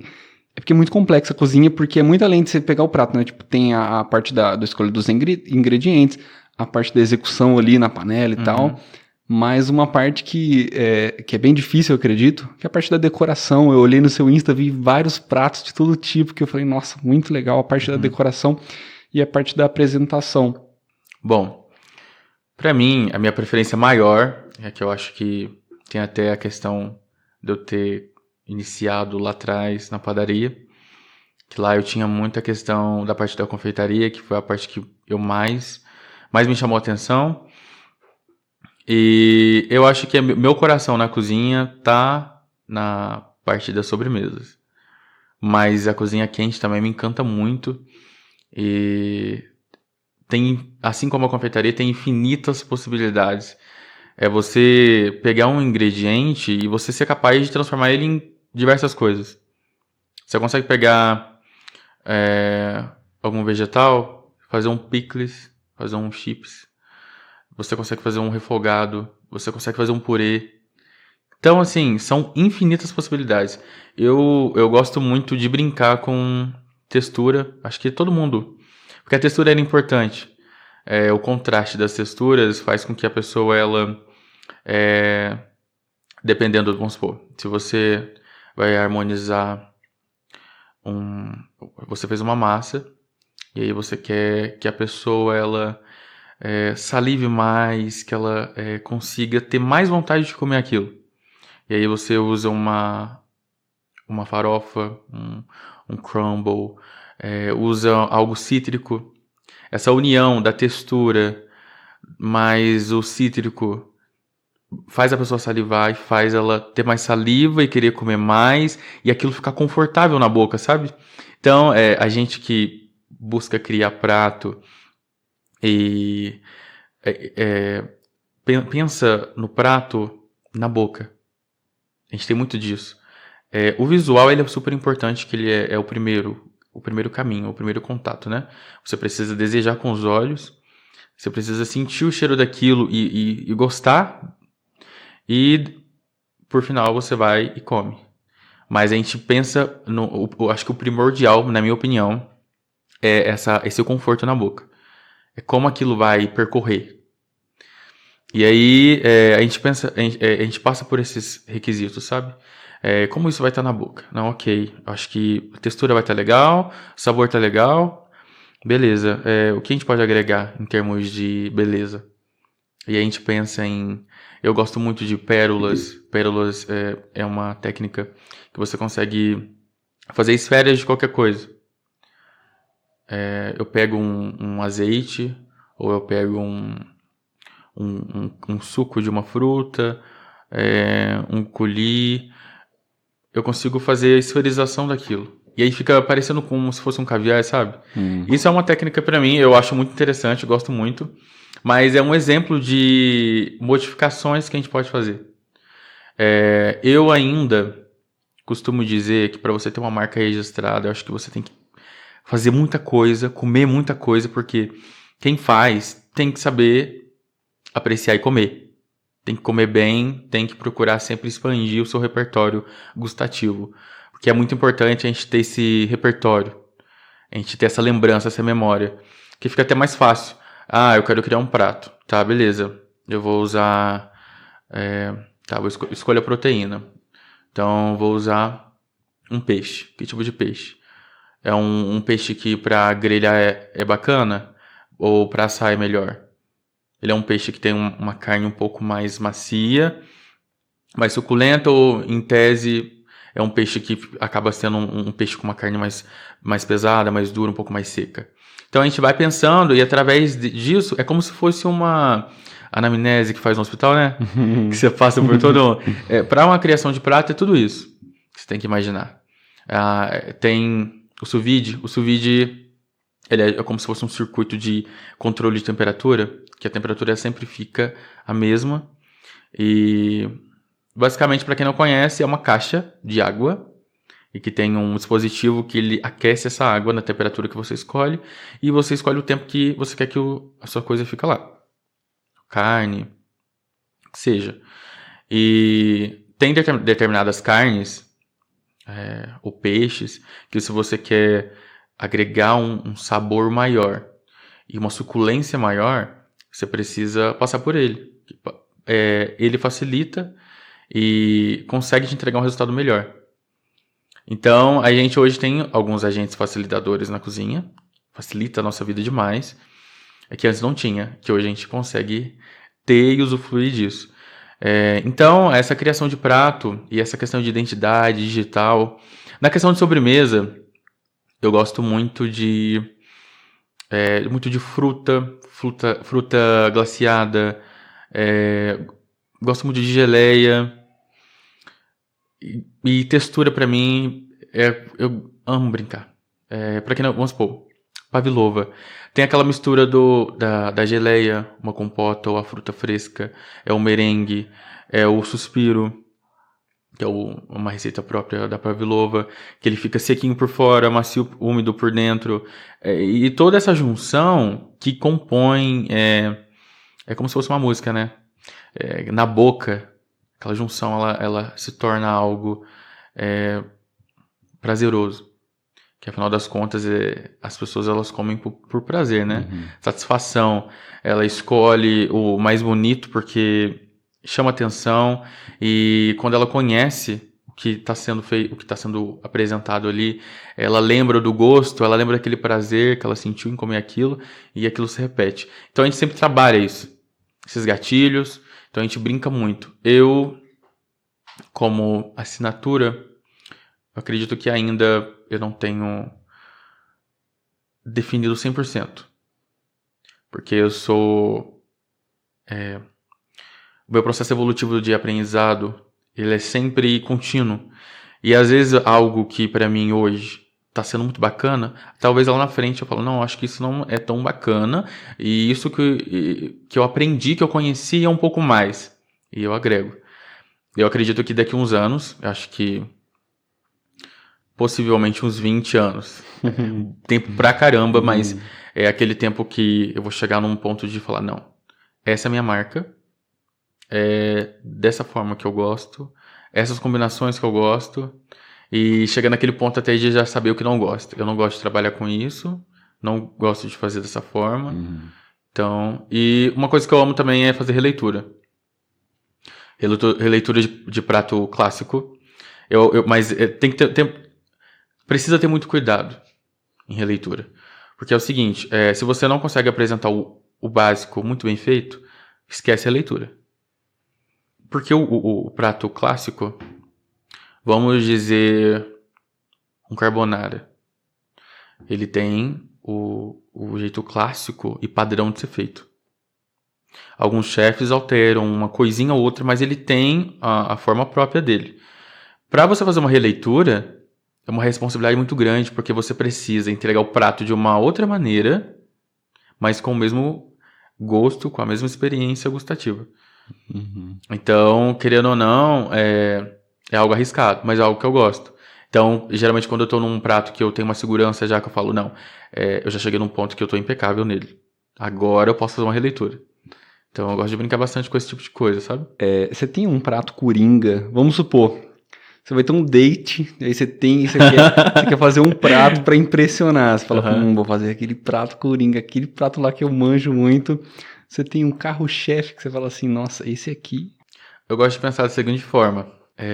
O que eu conheço como gastronomia vai um pouco além do que a média consegue entender. Então, tem coisa pra mim que é sensacional. Mas pra muita gente, talvez seria não muito compreendido. Mas a galera conhece muito bem um risoto. O pessoal conhece muito bem um nhoque. O pessoal conhece muito bem um capelete. O pessoal conhece essas coisas assim que são assim, que você vê sempre em todo lugar. Então, tipo, qualquer restaurante que você for tem um risoto. Então, qualquer restaurante que você for tem um capelete, tem um ravioli. Aí eu vou por essa linhagem, mas para conseguir agradar todo mundo, ou quando se trata de date já é um pouco mais específico, né?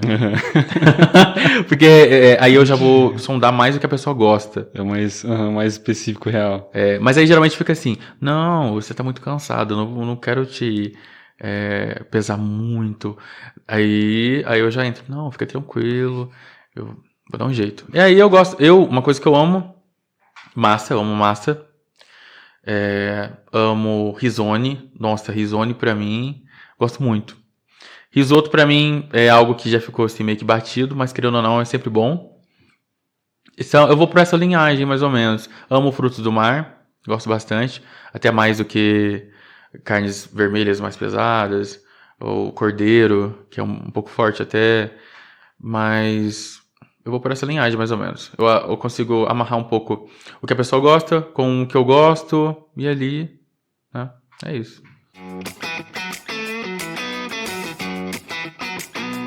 Vamos entrar agora na parte das perguntas do Insta. Eu queria começar esse bloco com o seguinte. Falando pra galera de casa, eu comentei com você antes da gravação, foram muitas perguntas, tipo 35 perguntas. Então, primeiro, pedir desculpa pra todo mundo que eu não consegui selecionar. A gente passaria mais de 1 hora aqui respondendo todas. Eu espero muito que durante a nossa conversa a gente tenha respondido grande maioria. Eu selecionei algumas aqui. Santana Lê 98 fez a seguinte pergunta. Uma receita que significa muito pra você, que não é só uma receita, mas um sentimento. Pesado, hein? É legal, né? Quando uma comida acessa uma lembrança. Eu tive referências na família, mas eu tive uma referência, um padeiro que meu pai teve. Eu tenho uma conexão com a cozinha, assim, através de tudo que eu contei, dá pra perceber. Tem um detalhe que eu deixei passar, que é a questão que eu tinha um caderninho de receita e eu assistia o programa da Ana Maria Braga escondido. E eu tinha esse caderninho escondido, e aí eu ia lá de manhã, ligava a TV bem baixinho pra ninguém acordar, pegava o caderninho, assistia só a parte da receita, que tinha a parte de todo o programa, que é a receita. Assistia, anotava a receita correndo, guardava. Eu ficava na esperança de poder um dia fazer a receita, né? Sabe, e foram essas referências, assim, tanto minhas avós, quanto os programas de TV, Ana Maria Braga, e teve esse padeiro, São Paulo, a gente chamava ele assim, Tá vivo ainda, mas eu perdi o contato com ele.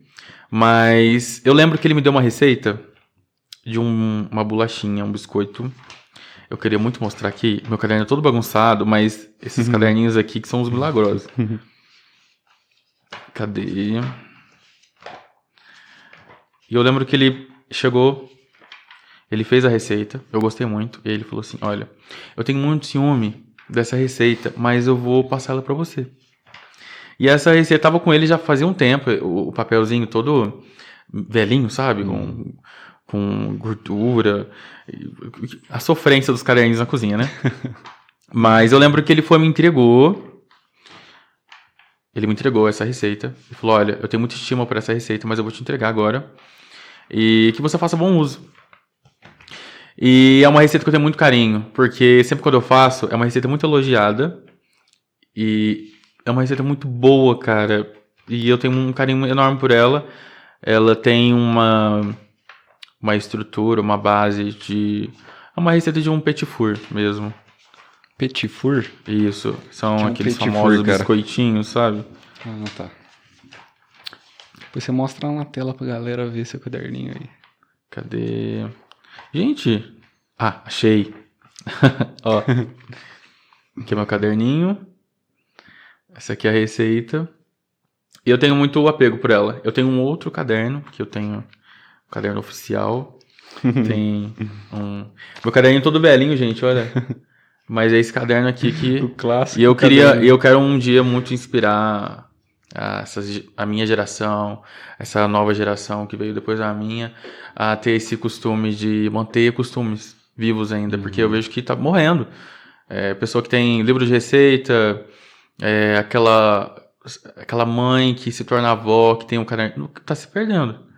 E é triste. Sabe uma ideia muito legal, aproveitar esse momento, esse gancho, pra galera que que namora, né, namorado, namorada, pô, tem um caderno de receita, fazer um caderno de receita, cara, Sim. Pra praticar na cozinha junto, pô, é muito exatamente. legal você cozinhar a dois, Sim. imagina você ter um livro de receita com receitas de vocês, assim, não é um momento legal, cara, é um momento, cozinha é uma sim. coisa que aproxima e vocês fazendo junto, é bem interessante. Sim, namorados, amigos, eu acho que já não tem mais essa barreira de apenas a avó ter o caderno de receita, né?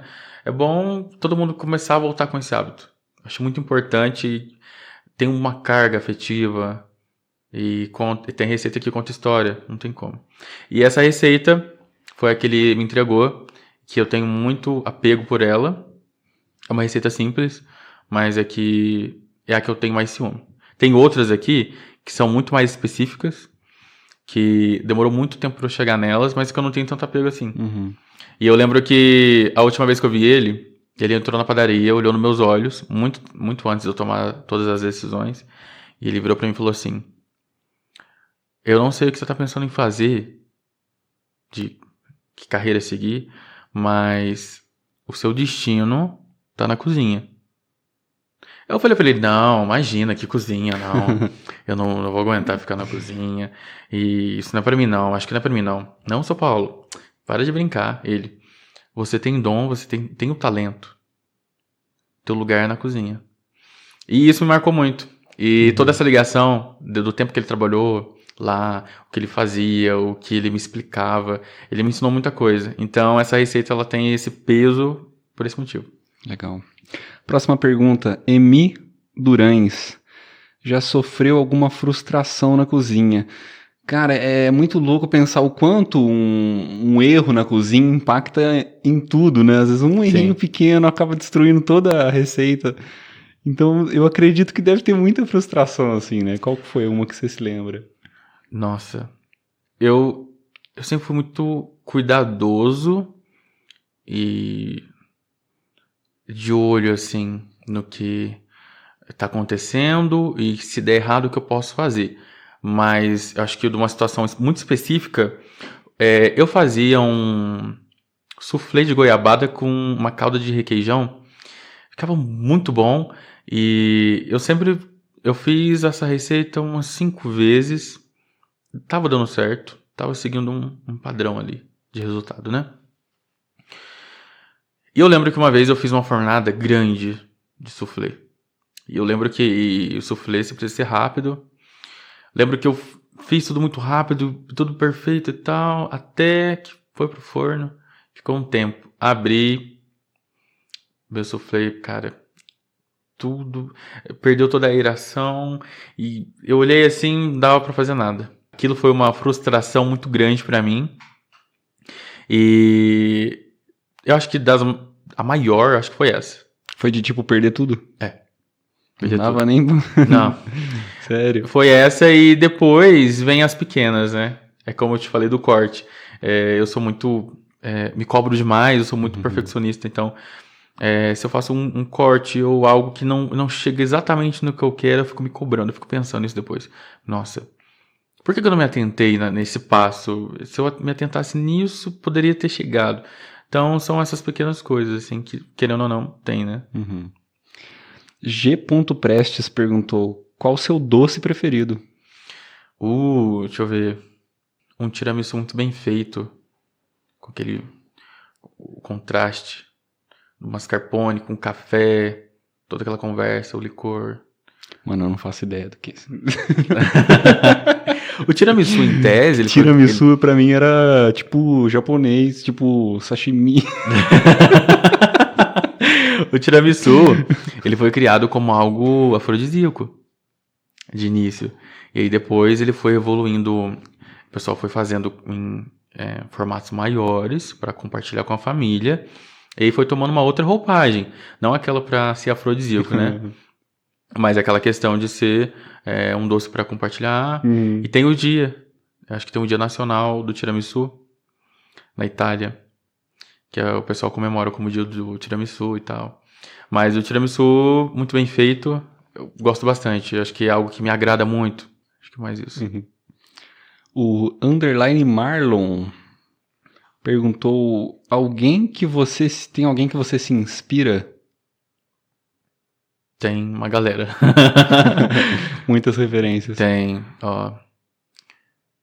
o Rodrigo Mocotó, Bel Coelho, tem Paola Carosella, Helena Rizzo, Janaína Torres.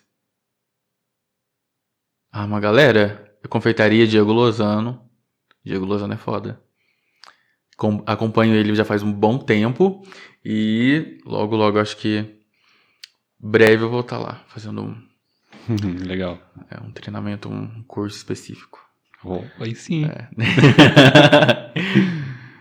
O Brandon Solis perguntou: qual que é o seu sonho na sua profissão? Eu já me vi em situação de eu poder escolher para onde ir, o que fazer. Eu tive uma oportunidade de poder construir carreira e ir para outros países e vivenciar experiências dentro do possível da realidade do resort, da rede. E quando eu tomei a decisão que eu iria voltar para Poços de Caldas, eu pensei muito, quando eu chegar na posição máxima desse lugar, será que eu vou estar feliz? Então, será que chegar um dia a ser um chefe executivo, será que é realmente nesse ponto que eu quero chegar? E hoje a internet, ela domina muita coisa. Tudo hoje está na internet, né? E, querendo ou não, faz parte de muita coisa. Então, eu acredito que eu tenho muita vontade de chegar a influenciar pessoas através do meu posicionamento e do que eu posso agregar para elas através da gastronomia. E também das outras facetas do Jonas, né? Que eu tenho minha conexão com música, com arte. Então, uma junção de tudo isso, porque tem uma frase lá no meu Instagram que é cozinheiro amplamente artístico e minimamente poético. Que é na amplitude das coisas, ou seja, nas minhas maiores façanhas na cozinha, nas maiores produções, que eu busco sempre trazer uma arte para isso. E já nesse minimamente poético, é naquele simples. Sabe aquela comida que eu mencionei da minha avó? É aquele simples muito bem feito e que ele traz uma poesia. Querendo ou não, eu posso comer um prato premiado, mas ele vai ser bastante artístico até, pra mim. Aos meus olhos vai ser uma arte, mas ele não vai ter tanta poesia quanto o prato da minha avó. Então, é isso que eu quero levar, sabe? E eu tenho muita visão do aspecto social também. Um dia eu quero chegar a impactar as pessoas trazendo a cozinha como caminho, esperança, e também a questão de poder levar alimento para pessoas que hoje não têm acesso. A fome, ela é vista como um problema, mas não como um problema de todos, mas na verdade é. Então, é isso. Pra gente poder fechar a pergunta da galera do Insta, na verdade nem são perguntas, essas duas eu escolhi pra você, Gislene. Gislene.assis disse assim: é muito bom ver que você se tornou uma pessoa incrível e com uma carreira brilhante. E a chefe.Julia Luz pediu pra você mandar um beijo pra ela. Minha chefe, a Júlia, a Nath. A Nath é sensacional. A gente tem uma conexão, um entrosamento muito bacana, que a gente consegue discorrer sobre coisas da vida, e no momento da ação, do profissional, a gente se impõe, consegue conversar, se entender. Naquele olhar apenas já consegue entender o que é para fazer, como é que está sendo. Na parte de criação a gente senta, conversa, se entende. E, bom, mandar um beijo para ela. Mas, e sobre o que a Gislene falou, é muito bom sentir que a gente tem esse apoio da rede todo mundo tem uma rede de apoio, né? Então a gente sentir que a gente se sente apoiado pelos amigos, pela família, é muito importante, porque às vezes a gente cai na cilada daquela síndrome do impostor. Eu até cheguei a comentar com você antes da gente iniciar, né? Muita gente se sabota, né? E aí eu fico assim, nossa, será que eu sou capaz? Será que eu sou tudo isso mesmo? E aí vem essa galera e fala, não, você é capaz, você é foda, olha só o que você fez. Já teve caso de amiga minha que trabalhava no mesmo ambiente que eu.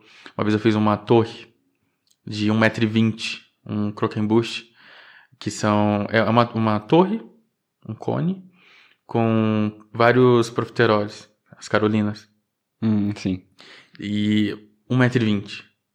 E eu já cansado, o avental já com um respingo de chocolate, e fiz a entrega. E aí na hora que eu tava posicionando o croquembouche, aí ela olhou assim, cara, você é tão dedicado, você é tão talentoso. Ela começou a chorar.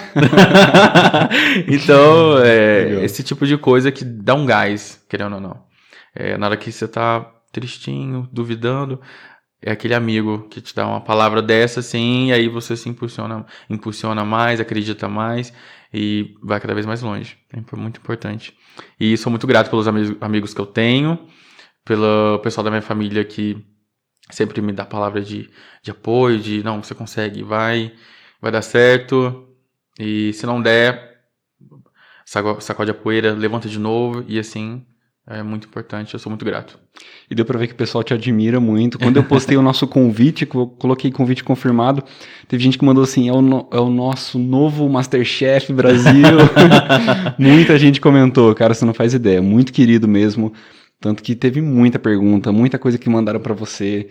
E é muito legal ver o quanto que o pessoal te admira, viu? Bom, agora começa o bloco de perguntas pensantes. E perguntas das minhocas que moram na minha cabeça. Que são completamente aleatórias, que não tem nada a ver com nada. Que ela começa com a seguinte pergunta. Você é mais fiel ao que você sente ou ao que você pensa? O Jonas, ele tem várias facetas. E quando eu vou tomar uma decisão, eu preciso me reunir comigo. Quando eu falo me reunir comigo, é reunir com os diversos Jonas que circulam. Meio que parece fragmentado, né? Mas não é bem assim, não. Mas são os que... meio que eu dou um setor pra cada um, entendeu? Na minha cabeça. É assim que funciona. E o Jonas, ele sente até certo ponto. É porque tem ocasiões que eu sigo muita intuição, ou seja, o que eu tô sentindo. Que é algo que me fala muito forte dentro de mim, vai por esse caminho. Eu vou. Já tem algumas situações que eu acho que são as situações que tem aquele tempo do respiro, que é o tempo para pensar, aí é onde que eu penso um pouco mais. Mas o Jonas também tem aquela questão de proteção. Eu sinto, até certo ponto, se eu vejo que vai me trazer algum mal, ou que não vai ser tão bom assim, aí o Jonas, que é mais racional, ele entra em ação. Não, então a gente vai até certo ponto, a gente vai fazer dessa forma. Aí eu vou definindo os limites que, né, precisa ser imposto. Boa. E sem ser uma música, qual é o seu som favorito? Eu amo o som de natureza mesmo, assim. Quando você vai pra roça, Uhum. quando você vai pra área rural. Pássaro, vento batendo em árvore, barulho de folha. Isso é o maior calmante que tem pra mim. É uma sensação de paz, né? Nossa, muito. Eu consigo me conectar um pouco mais também, assim, comigo mesmo, com as coisas ao meu redor, né? Pra mim, esse é o som. E o que é mais difícil pra você? Perdoar ou pedir perdão? Pra mim, pedir perdão. É mais difícil do que perdoar? Eu tenho uma facilidade maior pra perdoar, só que tem um tempo também. Uhum. Mas pedir perdão, eu tenho uma resistência às vezes. Tem essa falha. Uhum. E o que mais te incomoda no jeito como o mundo é hoje? Abordar essa pergunta pra mim é perigosa, hein? Assim que eu gosto, isso que é bom. Então, o mundo hoje ele caminha para uma certa desigualdade muito grande. E é nesse ponto que eu sou atingido. Eu gosto de dizer que tem muita gente que acredita que a riqueza é um dom, a prosperidade é um presente, e que quem tá bem merece estar bem. E quem tá mal também merece estar mal. Ou seja, se a pessoa nasce pobre, ela, ok, é o destino dela e que ela busque formas de sair disso. Só que eu gosto muito de abordar a situação de que existem pessoas que têm um poder muito grande sobre o que acontece no mundo, que geralmente são pessoas que detêm um capital muito grande. Então, essas pessoas que detêm esse capital conseguem tomar decisões que seriam fundamentais para mudar a vida de muita gente. Só que não toma. Ter pessoas que estão numa situação de submissão, que precisa, de qualquer forma, a todo custo, conseguir um pouco de dinheiro para pagar suas contas, para sobreviver, para comer.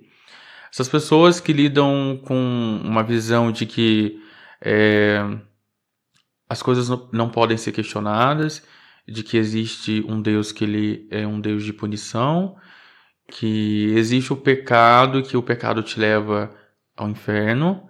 Então as pessoas elas são controladas através das suas necessidades básicas, que é a fome, é o precisar morar, e é controlada também pelo medo. E esse medo que faz com que ela tome as decisões em sua vida no geral. Então eu gosto de dizer que eu sou muito revoltado. Revoltado com a desigualdade gigantesca, esse abismo que está entre a elite e todo o restante do planeta, né? Eu estava conversando com meu barbeiro umas semanas atrás, e eu falei para ele que o dia que a fome de alguém parar de doer em mim, eu já morri. Porque ver uma pessoa passando fome, não tendo o mínimo para sobreviver, é cruel. Você saber que tem pessoa... Eu gosto de abordar, sabe o seguinte, também, trazendo para minha realidade. Eu vi pessoa gastando 3 mil reais, 4 mil numa mesa, no almoço. E eu lembro que quando eu fui pro Rio de Janeiro, eu fui no vilarejo comprar umas coisas para mim, no mercado. E naquele dia, tava tudo fechado, que era tipo um feriado. E aí eu comecei a observar o lugar. Tinha um lugar que não tinha condições básicas legais, entendeu? Tinha muita gente na rua. Durante o trajeto também vi muita gente na rua. E as pessoas elas tentam esquecer isso e abandonar essas questões sociais para não puxar essa responsabilidade para elas. E tem muita gente que se fere. Sabe aquela pessoa que tem um empreendimento? que se acha rica. É muito bom a gente ter esse conhecimento e essa consciência de classe, que você entende que o dono de 3 postos, querendo ou não, ele não é elite. Elite é quem tem um capital muito gigantesco que pode viver, sei lá, 10 mil vidas que não consegue gastar todo esse dinheiro. Porque esse cara do posto, na primeira crise, ele vai ter que ir pra linha de frente ali e... Exatamente, mas só que ele acha que esse debate que eu tô fazendo agora é para confrontar ele. É. Que eu quero tirar dele dos postos que ele tem, eu quero tirar um deles para vender, para pagar comida para uma galera. Não é assim que funciona, né? Até as questões públicas são muito controladas por pessoas que detêm esse poder. Então, eu sou muito revoltado com isso e minha maior questão social hoje que me revolta é a questão da fome. Porque, primeiro que está totalmente ligado com a minha realidade. Eu vivo mexendo com comida, fazendo. Às vezes, a comida ela tem a intenção de suprir a necessidade do apetite. E muitas das vezes também ela supre a questão do produto. O prato ele se torna um produto, muitas das vezes visual, que agrega valor e que às vezes o prato ele passa a ser um rótulo. Tipo, a pessoa eu como tal prato, eu tenho acesso a esse tipo de gastronomia, então eu pertenço à elite. O prato ele traz status. Então a gente vê que pessoas pagam por experiências, não tá errada, né? Eu acho que a gastronomia ela tem muitas facetas, diversas capilaridades, diversos caminhos, e a gente tem uma infinidade de coisas para comer, experimentar, se divertir. Mas olhando a grosso modo, você vê um dia pessoas gastando muito dinheiro com alguns pratos, e em outro dia você vê a pessoa passando fome na rua. Então eu não consigo entender. Na verdade, eu até entendo em partes, mas eu não consigo compreender porque pessoas que detêm tanto poder não fazem algo a favor disso. Então, acho que pra mim é essa situação. Pra gente fechar, o bloco de perguntas seria: se você morresse amanhã, se amanhã fosse seu último dia, o que você faria? Nossa, o Jonas ia querer fazer 5 coisas ao mesmo tempo. Mas eu pinto quadro. Voltei aos poucos agora. Eu tô desenvolvendo um estilo próprio. Eu acho que eu tentaria imprimir em um único quadro uma visão de mundo. Uma crítica. Eu acho que essa seria uma obra que eu deixaria para que minha voz continuasse perdurando por algum tempo. A maneira de eternizar. Acho que é a melhor maneira. Eu não poderia ser o Jonas que eu sou, eu não poderia ser egoísta a ponto de pensar em algo que me traria um prazer momentâneo. Tipo assim, tem gente que poderia escolher, eu pularia de paraquedas. Eu faria uma coisa super radical. Mas o Jonas não. Eu tenho como propósito de vida ter, daqui a um tempo, talvez ter uma voz que ecoe mais, sabe? Que alcance mais. E que tenha uma certa influência. Então, eu acho que o Jonas pintaria um quadro passando uma mensagem. Eternizar isso. Bom, então entramos no nosso bloco final. Esse é o momento em que você vai deixar indicações, recomendações para quem está ouvindo a gente, começando por um hábito que você acredita que seja poderoso para as pessoas cultivarem no dia a dia delas. Eu sou muito de aprender coisa nova.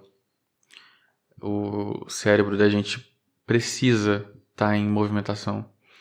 E eu sou muito de artes, né? Então eu gosto de pintura, eu gosto de aprender técnicas novas, eu gosto de cozinha, sempre estou estudando, compro um curso, eu consigo material. Eu sempre fui muito conversativo, né? Comunicativo. E aí eu conheço alguém que estudou no Senac. Aí eu falo, você teria alguma apostila? Aí me manda. Já fiz muito isso. Aí eu consegui algumas apostilas da Le Cordon Bleu, consegui alguns materiais do Senac. Então, esses materiais, aí eu vou lá, estudo. E como eu sou muito inquieto em relação a hobbies, então aí um dia eu tô tricotando, crocheteando, ou um dia eu tô pintando, ou um dia eu quero só escutar uma música. Eu quero muito comprar um piano pra mim, então daqui a um tempo... piano é legal, hein? Daqui a um tempo ele vai ressurgir aí pra eu voltar a estar em contato e fazendo música, que me faz muita falta, mas esse hábito de estar em constante aprendizado. Não deixar de buscar coisas novas. E não precisa ir muito longe. Tem gente que escuta várias influências na internet. faz... todo dia lê tal livro, cada dia um capítulo. Cara, começa pelo que você gosta. Eu amo ler também, então eu tô sempre lendo. Aí eu começo um livro, às vezes eu termino, às vezes eu já começo outro, e aí eu vou conciliando os temas, se é tema parecido. E eu vou conciliando essa... Eu sempre fui muito assim, estar em constante aprendizagem, sabe? E isso é que fez com que a minha criatividade se fortalecesse. Minha criatividade, a cada momento, ela tem mais repertório, eu tenho mais possibilidade de criação, de imaginação, consigo conciliar história com arte, com ingredientes, e aí eu crio prato, aí eu pinto um quadro, e por aí vai. Então, acho que a dica mais valiosa, o hábito que eu mais aconselho, é sempre estar buscando novas coisas, novos aprendizados, que isso vai te ajudar em todos os âmbitos da vida. Então... É legal se descobrir, se reinventar, né? Sim. Vamos para o nosso segundo ponto, é o momento em que você vai deixar uma indicação. Aí você escolhe um desses para você deixar o que te vier à mente agora. Ou um filme, ou uma série, ou um livro, ou uma música. Já sei. Tem um filme, chama Escritores da Liberdade. Conhece? Não. Ele é um filme que retrata uma professora que ela foi começar a dar aula, né? Pela primeira vez. E ela já caiu num colégio, uma escola periférica, e que tem uma galera com uma visão totalmente, uma vida, uma realidade totalmente diferente com o que ela estava acostumada. E ela tinha tudo para abandonar, só que ela conseguiu ver que existiam pessoas que precisariam ser escutadas e compreendidas. E ali, juntando tudo isso, ela conseguiu amarrar toda a questão da história deles com a história do mundo. E aí ela aborda a questão do Holocausto. E ela traz várias ocasiões da história que mostra que não existe só uma realidade. Não existe só vocês. Não é só vocês que têm problemas. Não é só você que sofreu. Então ela traz isso e ela consegue mexer muito com o sentimento deles. Ela consegue até fazer com que muitos abandonem as drogas, que adquira o ato de ler. E ela leva eles para fazer visitação no museu. Eles conhecem uma mulher que ela foi responsável por ajudar várias crianças a se salvar. Então, isso me impactou muito. Eu lembro que nessa época eu até pensei, e se eu for professor? Mas legal, é um filme... mas é bem interessante, cara. ele é um filme muito... Ele mexe muito. Eu falando assim... Legal. É meio básico, mas assistindo mesmo pesa bastante. Eu achei bem interessante. Pra gente fechar o nosso bloco final. Esse é o seu momento do seu convite ao pensar. Qual é a reflexão que você quer deixar no ar para borbulhar na mente dos nossos ouvintes? Eu quero deixar... Eu gosto de dizer que eu sou muito feliz por ter tentado muita coisa. Muita coisa deu certo. Outras deram errado. Mas eu não tenho aquele peso na consciência de não ter feito. Então toda vez que eu vou deitar pra descansar e dormir, tenho a minha mente tranquila. Eu fiz, eu tentei, eu fui. Isso deu certo, isso deu errado, mas eu aprendi tal coisa com isso. E eu gosto de dizer que a gente precisa correr riscos. A gente precisa porque a vida pede isso. Eu tenho certeza. A vida ela é muito valiosa e muito curta ao mesmo tempo para você viver uma vida medíocre, né? Viver uma vida de risco exige muito da gente. Muito preparo. Às vezes nem tanto, porque tem situações que te pegam assim em um momento que você não esperava. Mas precisa de muita coragem também.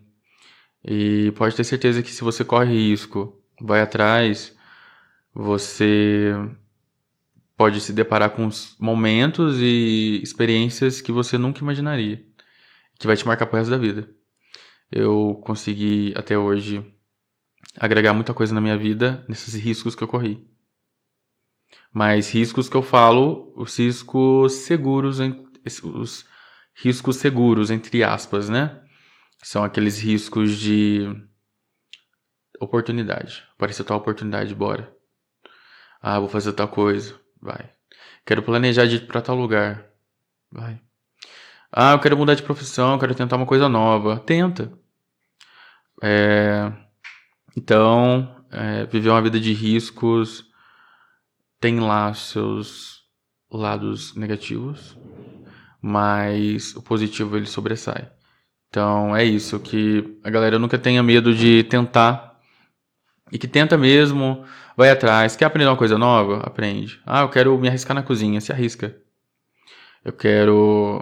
Será que eu tenho dom pra isso? Será que... Uma coisa que eu falo é, se a pessoa tem talento, ela vai longe, mas se ela alia o talento com a disciplina, ela vai muito mais. Então, basta querer. E é isso. Uma ótima reflexão, gostei. Eu queria finalizar te agradecendo por você aceitar o convite, por você partilhar sua história, te deixar um momento para você deixar suas considerações finais e as redes sociais para o pessoal te conhecer. Quero agradecer muito o pessoal que me acompanha, o pessoal que sempre põe muita energia, muita força, né, em tudo que eu me disponho a fazer. Sou muito feliz por isso. Às vezes tem situações que parte primeiro da gente, né? Então, cabe a gente ter o primeiro impulso, mas o restante exige uma certa força motora. E essa minha força é a galera que me acompanha, meus amigos e familiares. Então, eu quero agradecer a todo mundo. Sou muito feliz pelo apoio que eu tenho. E quero agradecer você pelo convite. Futuramente, quem sabe, né, eu não volte aqui com mais coisas para contar. E acredito muito que daqui a um tempo, tanto o quadro quanto eu vai evoluir bastante. Eu tenho alguns projetos também em relação à produção de conteúdo. Logo vai ressurgir. E que tenha bons frutos e que a galera curta bastante. E suas redes sociais, pra galera te achar na internet.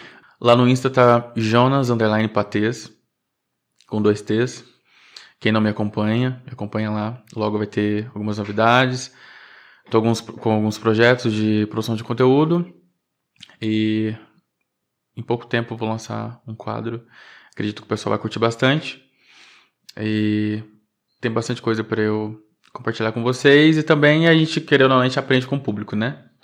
O público aprende com a gente, então é uma troca. E é isso. Muito obrigado. Valeu. Eu que agradeço. Por esse tempo, agradeço também a galera do Instagram, @conviteaopensar. Nossas janelas e portas estão abertas para vocês mandarem lá todo tipo de pergunta, sugestão, reclamação, tá tudo aí para vocês que estão acompanhando e estão vendo as mudanças.